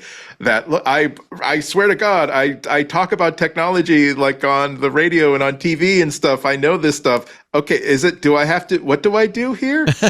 And so, I mean, sometimes it's hard to convince the organizations that we have a system that seems to work. We seem to get paid. We seem to sell all of our cupcakes. But nonetheless, like even though there's an upgrade that they can do, there's too much friction as far as they're concerned. I don't blame them if they're selling them all. Then exactly. Nothing more to be gained. The tip is you absolutely don't. I know the dessert comes last, but buy the cupcakes first. The truck they have these really. I can't even talk. Do they have clam cakes there? There's usually there's the barbecue truck is usually the best. You get your Dell's. There's a truck that Dell's does lemonade. Yay! There's a truck that does a really good hearty seafood chowder. They're technically not clam cakes, but we ate at the restaurant that had really good clam cakes. So if you want cakes, get some takeout from that place. They were fabulous. Also, next time there's a clam shack like at the very end near the pier. I like clam shacks. Really, if you're not eating your seafood out of a styrofoam container on a picnic table behind the place where you bought it from, it could be okay seafood, but it's probably not going to be great. I am a clam shack connoisseur, I must say, and nothing like a you got to go up north. Nothing like a big container of fried whole clam bellies. It's so good. There you got to go up north. Go to Dune Brothers there. They're fantastic. Highly recommend them next time. Beware the red tide. But as long as there's no red tide, you're good. I think they come from Portugal, the Dune Brothers. Yeah, it's really good because they go to Portugal every winter rather, because you can't sell clams in the summer. In the winter. You have to sell them in the summer. Global wearable band market is up 13%, according to Canalys. But Xiaomi is the number one global band. We're talking watch bands? No, smartwatches. Canalys had a new report that basically saying that the market for smartwatches is up by 12 or 13%, but Apple lost the number one position to so they're calling the watches bands because you wear them on your wrist. Okay. But the top wearable band vendors, Q1 2025, Xiaomi up 44%, Apple up 5%, Huawei up 36%, Samsung, which has a pretty credible watch. Do you wear the Samsung watch? 74%. Garmin. I have one, but like as we said before, I just can't get to the smartwatch. Oh, that's right. You're Mr. Casio, aren't you? Yes. But it's, to be fair, I mean, it's not unexpected. Apple hasn't had the sort of update to the Apple Watch in the past couple of years that have compelled people to swap out. Aren't they better? I mean, they're just better than any other smartwatch. Well, it depends. I mean, for you can't beat Apple Watch's integration with your iPhone. You have to have an iPhone, though. Yeah, I mean, Google's been doing a lot of work with Wear OS to make it more universal, but you can't beat the idea of we're building a phone specifically to work great with the operating systems of both of these devices. I mean, the update. I have to say that the updates to Wear OS that they showed off a couple of weeks ago, the pre keynote to the keynote at Google I/O, make it look pretty damn hot. It's like I do prefer a circular smartwatch face to the square one, and they've made some changes to the user interface language that really shows it off nicely. But that's supposedly, according to Gurman, like another thing that Apple's going to be rolling out sometime soon. Anyway, a new, again, not necessarily a revamp or a rewrite of the user interface, but user experience, but at least an updating of it. I do think that the Apple Watch, it looks great, but it really does look like the typical problem of, hey, I've got a square screen, let's fill it with crap, as opposed to the elegance of, we only have a small piece of real estate, let's only communicate the most minimal useful molecule of information that we can in this that's appropriate to the circumstance. Well, the beauty of the Apple Watch is you can make it as minimal or as non-minimal as you want. True. And both people can be satisfied with that. You can I don't use the whatever that is, the modular that's got all the different things in it. It's like, I don't use that. I love it. And this is the thing we get, what we can choose. We can all choose.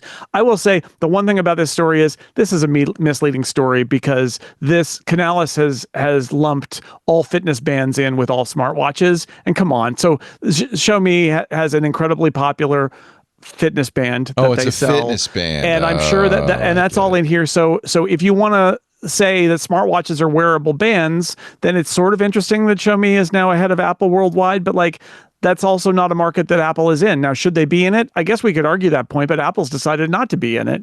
And so I think that it's not the smartwatch market here. This is the wearable band market, which includes some very different products from each other. But yeah, anyway, that's just for what it's worth. And also shows you how valuable the Chinese market is. I mean, Xiaomi is pretty much the state electronics provider. That if you have a big success there, you can make it anywhere. Yeah, New York, and it's New York. unit share. Beijing. It's unit share. Beijing, so it's Beijing. cheaper products are going to do better because it's unit share and not a revenue share or a profit share. So it is what it is. But like, I mean, sure. I love my Info Watch. Look at all the complications I could put on that thing. That thing is full of complications. It's the most complicated watch. I got it all in here. Look at that. But that's Look a at face that. with hands. I'm saying there's the ones where you don't even have hands. It's just numbers and data and like readouts hands. and all of those things on there too. If you want a full-on computer watch, and I can press this button and talk to my wife instantly. I can. All of that stuff. Look, it's counting my steps. Sure. I mean, I've got complications too, but I also choose a watch face with hands and not the one that's got all the I've got data 8 readouts in it. I got 8 complications and hands. And you know what happens when you tap the red ring? You get your longitude and your latitude. Oh boy. Well, How about that? Different strokes for different folks. What watch face do you wear? Mostly it's California because it lets me do the kind of classic Swiss Army kind of look with with some things around the edges, and I like it.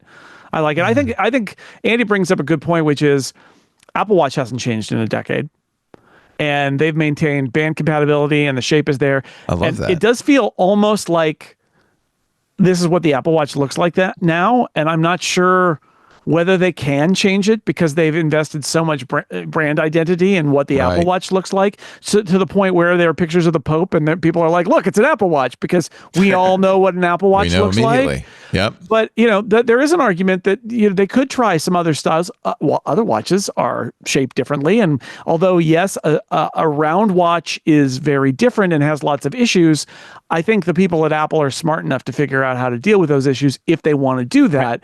But the issue is now, like, we know what an Apple Watch looks like. Yeah, so there's so much design. Would you change it if you could? Right. Yeah, there's so much design changes for all the app. Anybody made an app for it and everything else, all the workflows. I mean, it would be Apple. When does Apple tasking a stop satellite. from breaking things for developers and making them updated if they feel that there's value in it? But I agree. It's like, I think it comes down to the fact that everybody knows exactly what an Apple Watch is when they look at it. Well, and I think also a circular watch is a legacy idea. Like, it's just, like, it's not the screens don't work that way.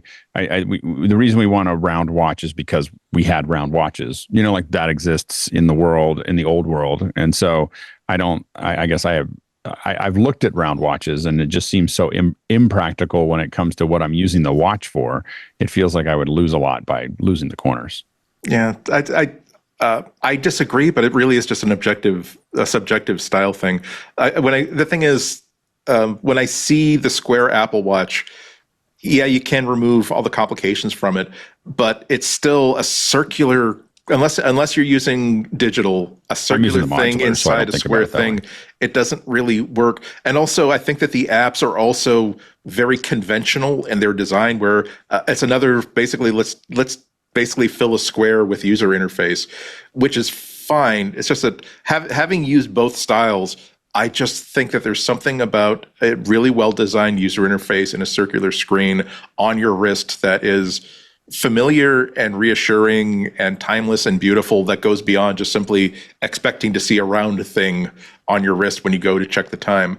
I like the idea of user interface designers and app designers trying to solve the problems of how do we design a user interface for a screen that doesn't have corners on it. And I think that a lot of those interface solutions are beautiful and elegant and surprising. And it's just the same reason why we buy a watch, because there's something about it that we like, that we instinctively like, and is tuned into our personality and our style and that sort of thing.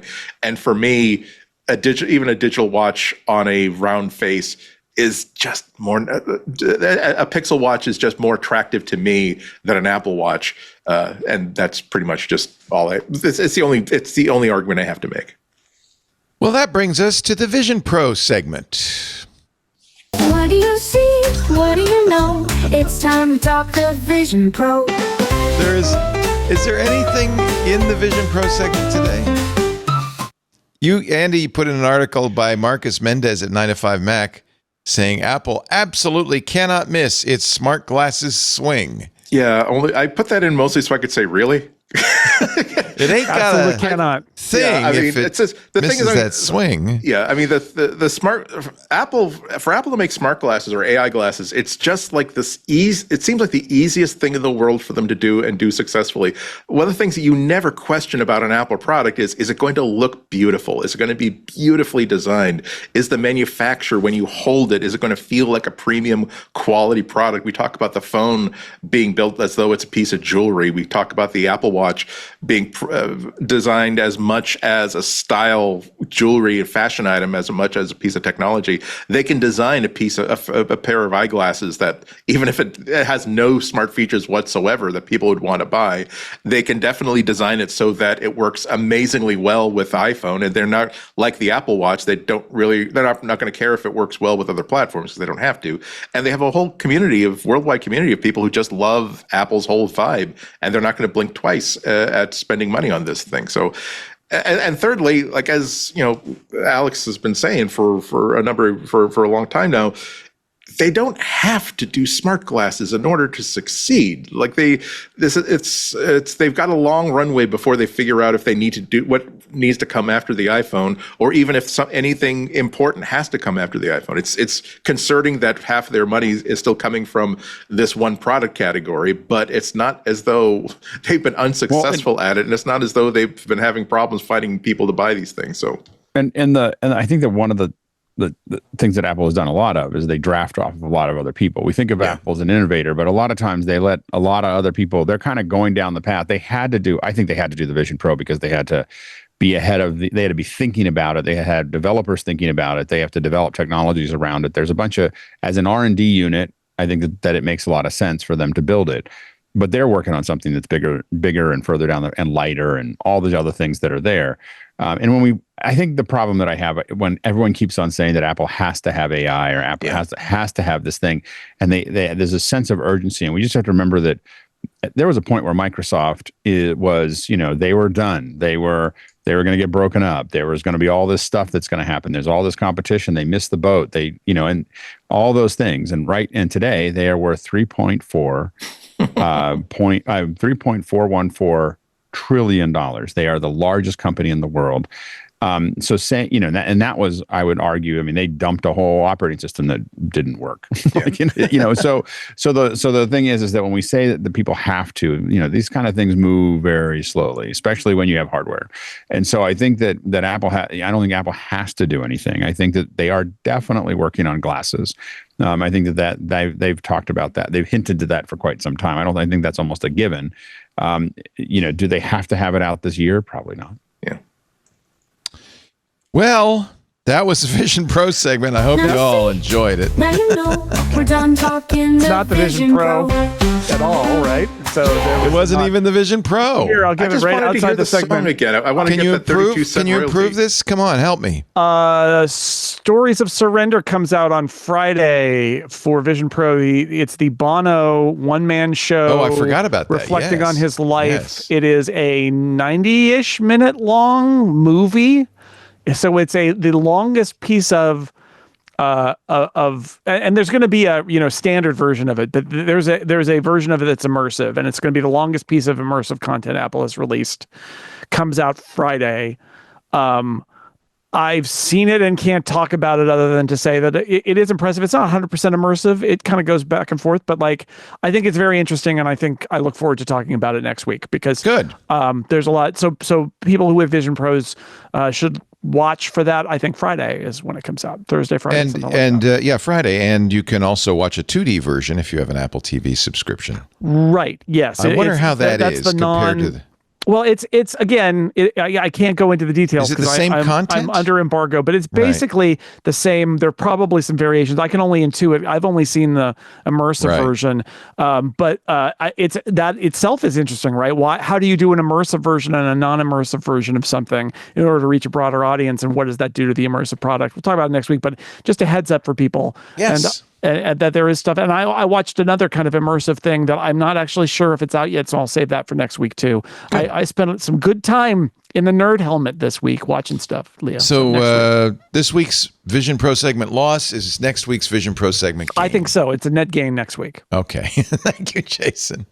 You're watching MacBreak Weekly. Our picks of the week coming up next. Andy Anatko, Alex Lindsay from OfficeHours.global, Jason Snell. Of course, you gotta read sixcolors.com.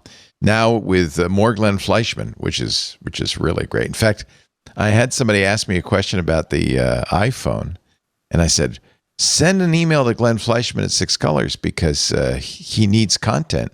It was a really tough question. I forgot what it was, but it wasn't easily solvable. I thought, this is for Glenn. This is for Glenn, for sure. So we're all glad you're here. Thanks for watching. I appreciate it. We do the show every Tuesday, 11 a.m. Pacific, 2 p.m. Eastern Time, 1800 UTC. And we stream it on 8 different platforms. Of course, the Club Twit members can watch in Discord. But everybody can watch us on YouTube. Hiya, YouTube. I see you there. Twitch. I see you there, too. All 3 of you. X.com. TikTok. We struggled to get TikTok up today, but we got it going, right, guys? We did it. Facebook, LinkedIn, and Kick. And I see the Kick person, too. So thank you, all of you, for watching the live stream. But, of course, live stream is not the main point of the show. We do make a podcast available at our website, twit.tv/MBW. There is a dedicated YouTube channel for this show, as there is all of our shows, which make us very easy to share clips if you see something. You have a Vision Pro friend and you want to send him the clip about the Bono thing coming out Friday. Very easy to do that on the YouTube channel. Best way, though, is to subscribe. There's audio or video feeds. They're free to all. Just pick your favorite podcast client and subscribe. Do me a favor, though. If you subscribe, please leave us a 5-star review. Let the world know about MacBreak Weekly. Time for the picks of the week. Jason Snell, why don't you kick it off? All right, I am going to give you a rerun from 2019 because this product is still out there and it's still great, and I used it recently. Andy recommended it back then. Again, I'm going to cite mbwpicks.com, the semi-definitive solution, and that person noticed that we were talking about them and posted about it on MBW Picks. So it's 18 years of doing that site. Amazing. That is dedication. Good Whoever job. you are. What's his name? Do we know? Oh, I don't even know. I'll go look and see while you talk about your Paul pick. Mason. Paul Mason, that's right. Yeah. Thank you, Paul. Thank you, Paul. But if you post that we talked about you again, the site's going to fold in on itself. It's going to be weird. But I looked this up and it hasn't been picked in a while, so I'll pick it. It's called Total Mount. I use you this. You can get them on Amazon. It's an Apple TV mount. I recently mounted a couple of Apple TVs on walls behind TVs, making them basically invisible. You can stick it to a wall, you can stick it to the TV, but basically you mount this thing and then slide the Apple TV right in, and you can create that hotel room-like experience where you cannot see the box that is controlling your TV. And I also bought a little power cable and a little HDMI cable that I measured out exactly what the length would be at its maximum that was required, so I don't have a big cable hanging down like I did for way too many years. But now I don't. So it is a part of the process of simplifying to get it so that you don't see that box or the cable that's running to the box. I had a power cable and an HDMI cable running out of my TV, just kind of like into the closet. It was really ugly. And I was thinking, how am I going to do this? Do I have to like get a whole like through my wall to all that? And then I realized all I have to do is get my electrician to put a power plug behind the TV. Brilliant. Yeah. And then I can do all this stuff and get the total mount up there, and it works great. So if you want to hide your TV, your Apple TV away, please do. You know, it's funny because I bought this for the opposite reason. We had the Apple TV strapped tight to the back of the TV, and the remote just really wouldn't work. Interesting. So I got this mount and put it under the TV so it's visible. The remote works better. Okay. So do it behind the TV or not. It's up to you. But yeah, Whatever. I vouch for it. It's cheap. They have a version that comes with a cable and one without. Yeah. Probably just get the one without. Everybody's got HDMI cables. Yeah. And also be sure it depends on, it depends on where you mount it versus your TV. And if your TV pulls away from the wall and tilts a little bit, you might need a little more slack on it. But, Right. What you can do is use a big HDMI cable and extend it all the ways you can think of. And then, find out the furthest distance and add a couple of inches and then order a cable Or that size.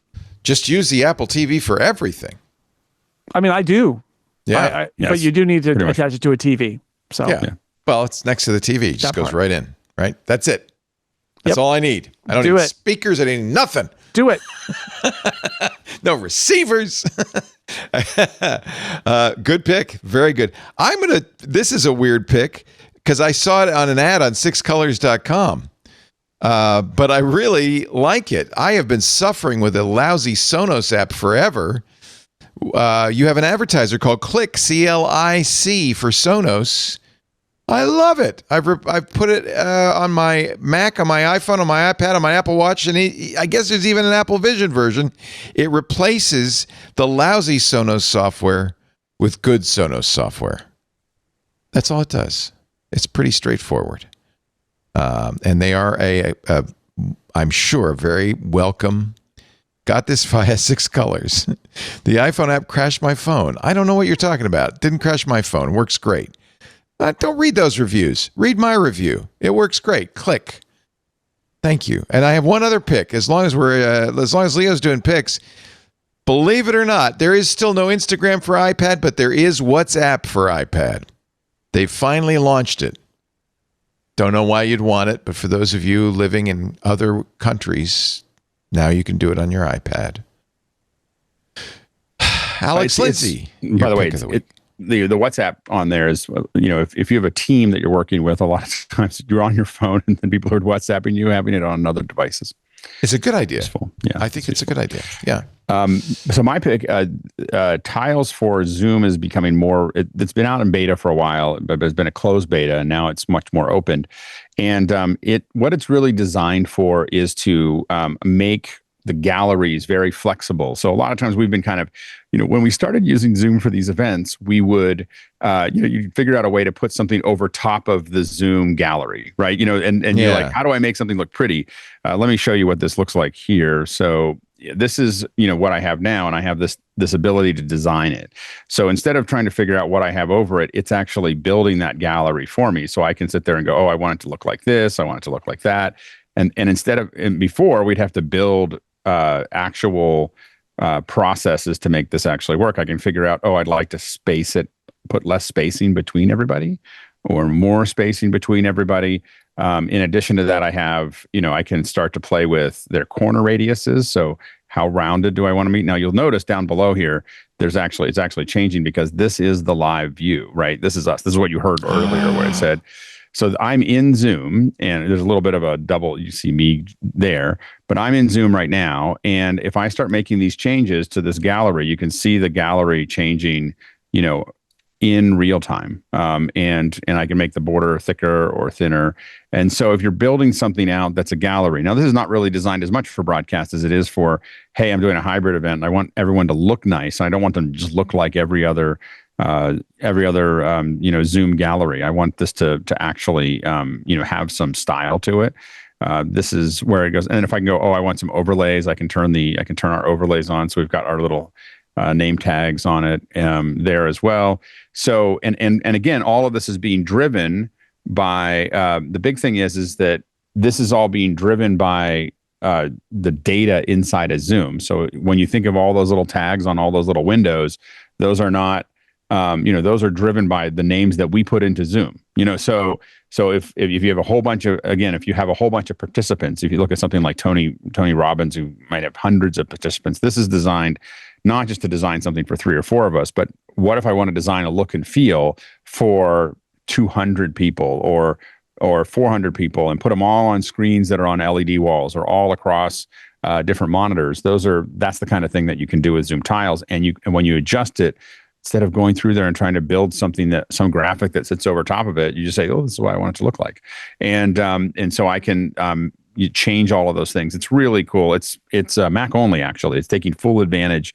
The one thing about Zoom's team is that and we all know Andy because he's helped a lot here, is that they really write everything to the best platform that makes sense, and they take full advantage of the hardware. So it really is built for the M series Macs, and so it takes full advantage of that. So all of the stuff you're seeing is happening in real time while it's actually streaming live video. So it's pretty amazing. So excited that it's Andy Carluccio, by the way, not Andy Iannacco. Andy Carluccio. Yeah. Andy's been working hard on Tiles. No, I'm just kidding. Thank goodness for Andy, because his Zoom ISO is what makes it possible to do this. Right. And what's cool about this, what I'm working on a project coming up where we have lots and lots of participants coming in, and we're using both Zoom Tiles and Zoom ISO. Zoom Tiles to show all the participants, and then Zoom ISO to grab the ones we want to put into the production.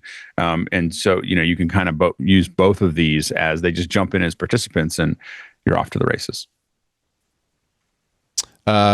This just in, it looks like Governor Abbott has signed the bill. So now Apple is going to have to somehow do age restriction in the App Store, which means, in Texas anyway, which means I don't know what. You're going to have to prove you are who you say you are. In Texas. Thank you, Alex. And by the way, here, I just wanted to show the click interface so that I could play this really, really loud here in the studio.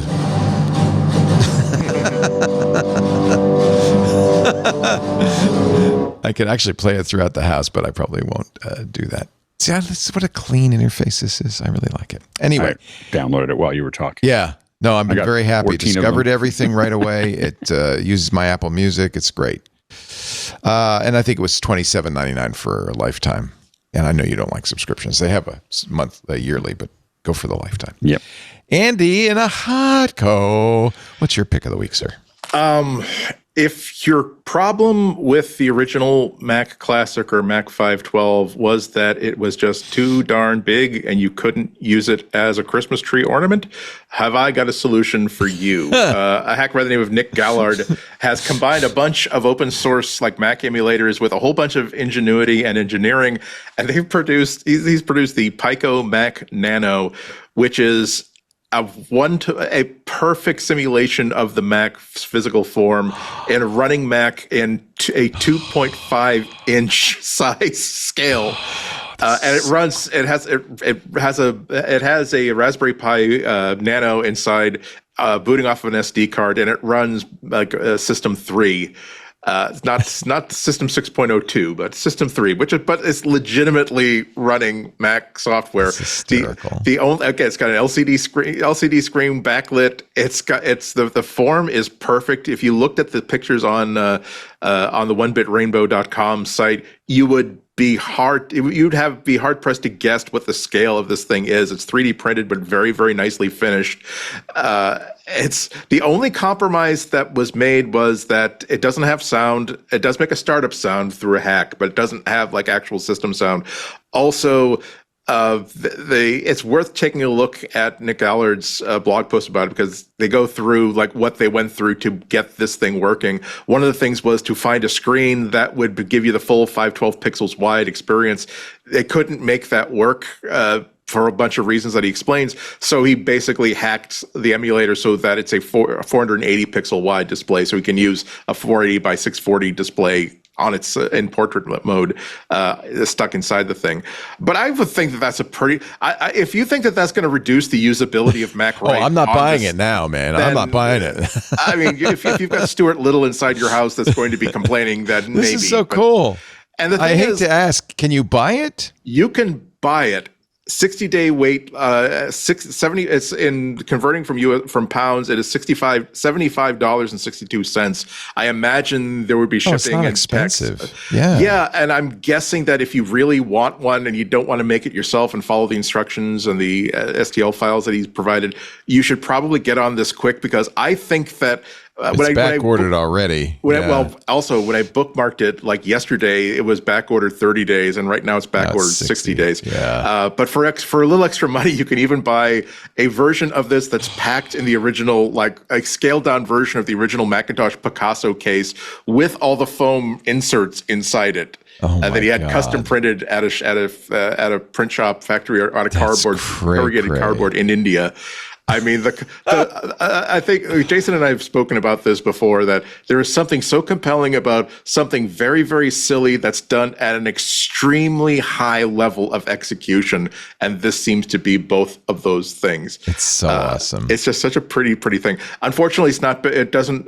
You would hope that it runs on battery. It doesn't. He says in the blog post that's one thing that he would love to do for the next version of it, and he's got some ideas. For now, you have to plug it into USB-C. But the good news there is, number one, the USB-C port is exactly in line with where the accessory ports would have been on the back of the original Mac, and also, it's not just an ornament, like just, oh, look, hey, look, it's running, it's telling me the time.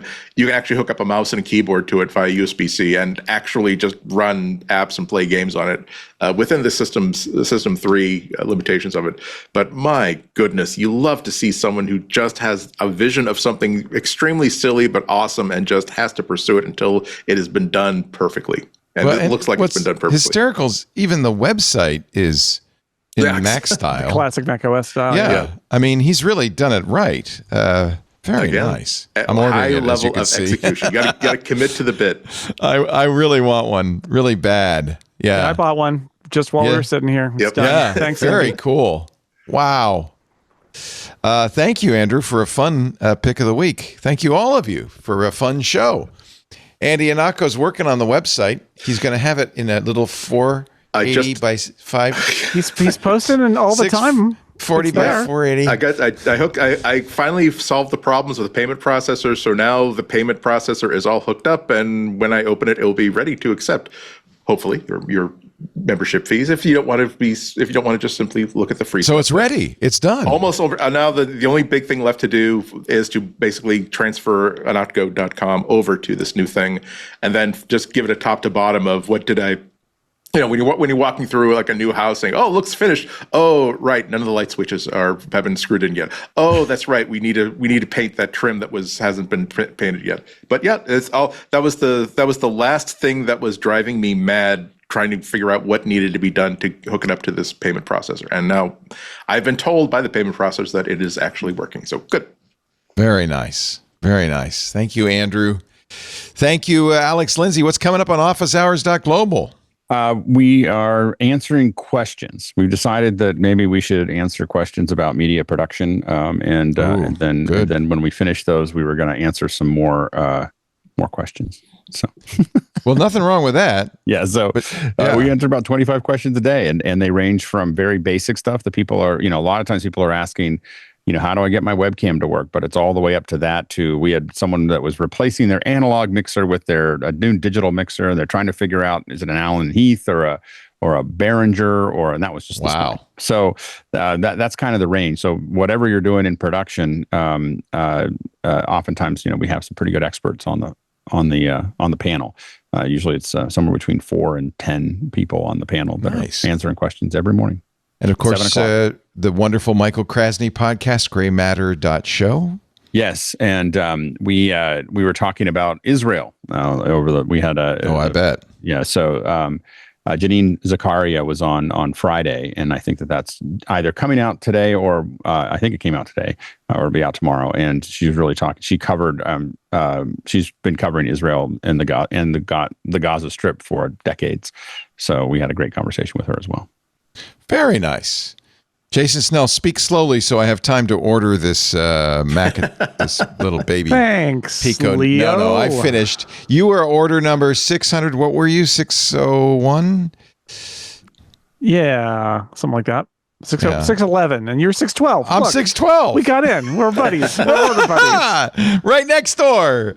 Nice. Order buddies. Yeah, sixcolors.com. Check out my stuff there. Mike Hurley and I had a good conversation on Upgrade this week about he's a little more enthusiastic about the return of Jony Ive, but it sounds like we disagree. And then by the time we got to the end, he's basically like, look, I don't know if it's going to be any good or not, but I think it's going to be fun to watch and see what happens. And I said, I agree. It actually is going to be fun to watch and see what happens. I just kind of don't believe it. But, good conversation that we had where there's a lot of give and take in that. So people could check that out on the Upgrade podcast. Jason Snell, sixcolors.com and Check it out. sixcolors.com/Jason for an immediate link. So many podcasts. So many podcasts. Thank you, everybody. We really appreciate all of your support for the show. As you know, MacBreak Weekly is ad-supported, but club members put in at least 25%. In this particular episode, more than that. So thank you, club members. We really appreciate it. And we will see you back here next Tuesday, 11 a.m. Pacific. If you want to watch live or on the website at twit.tv/MBW, if you want to download a copy or subscribe. By the way, I should mention we have a newsletter. Sometimes people say, well, I'm in the club, but I don't want to go to the Discord to find out what's coming up. Is there a way to do that? Yes. Subscribe to the newsletter. It's free. And it talks about what's coming this week and, in the upcoming week on all of the Twit shows. So twit.tv/newsletter. If you subscribe, you will not be in the dark. You will be in the light. Thanks for being here, everybody. Thanks to our wonderful panelists. We'll see you next time.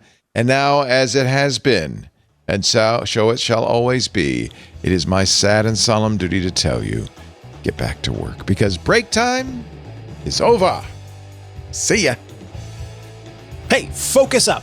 That is what I said to Hands on Tech when we looked at the relaunch. It is time for us to focus on one topic at a time and make sure we're answering that question. I am answering that question as thoroughly as possible. If you are a member of Club Twit, you can watch the video version of this show completely ad-free. Of course, listen to the audio version ad-free. If you're not a member, the show will still be available to you in both ways. You can watch the video on YouTube with ads, or you can watch the audio as you always have. Listen to the audio as you always have in our feeds. In any case, you gotta tune in to Hands on Tech because I guarantee there's going to be a question you're going to want to have the answer to. And from time to time, I also review a gadget, a gizmo, or something of the sort. You gotta check out Hands on Tech, and I can't wait to get your question.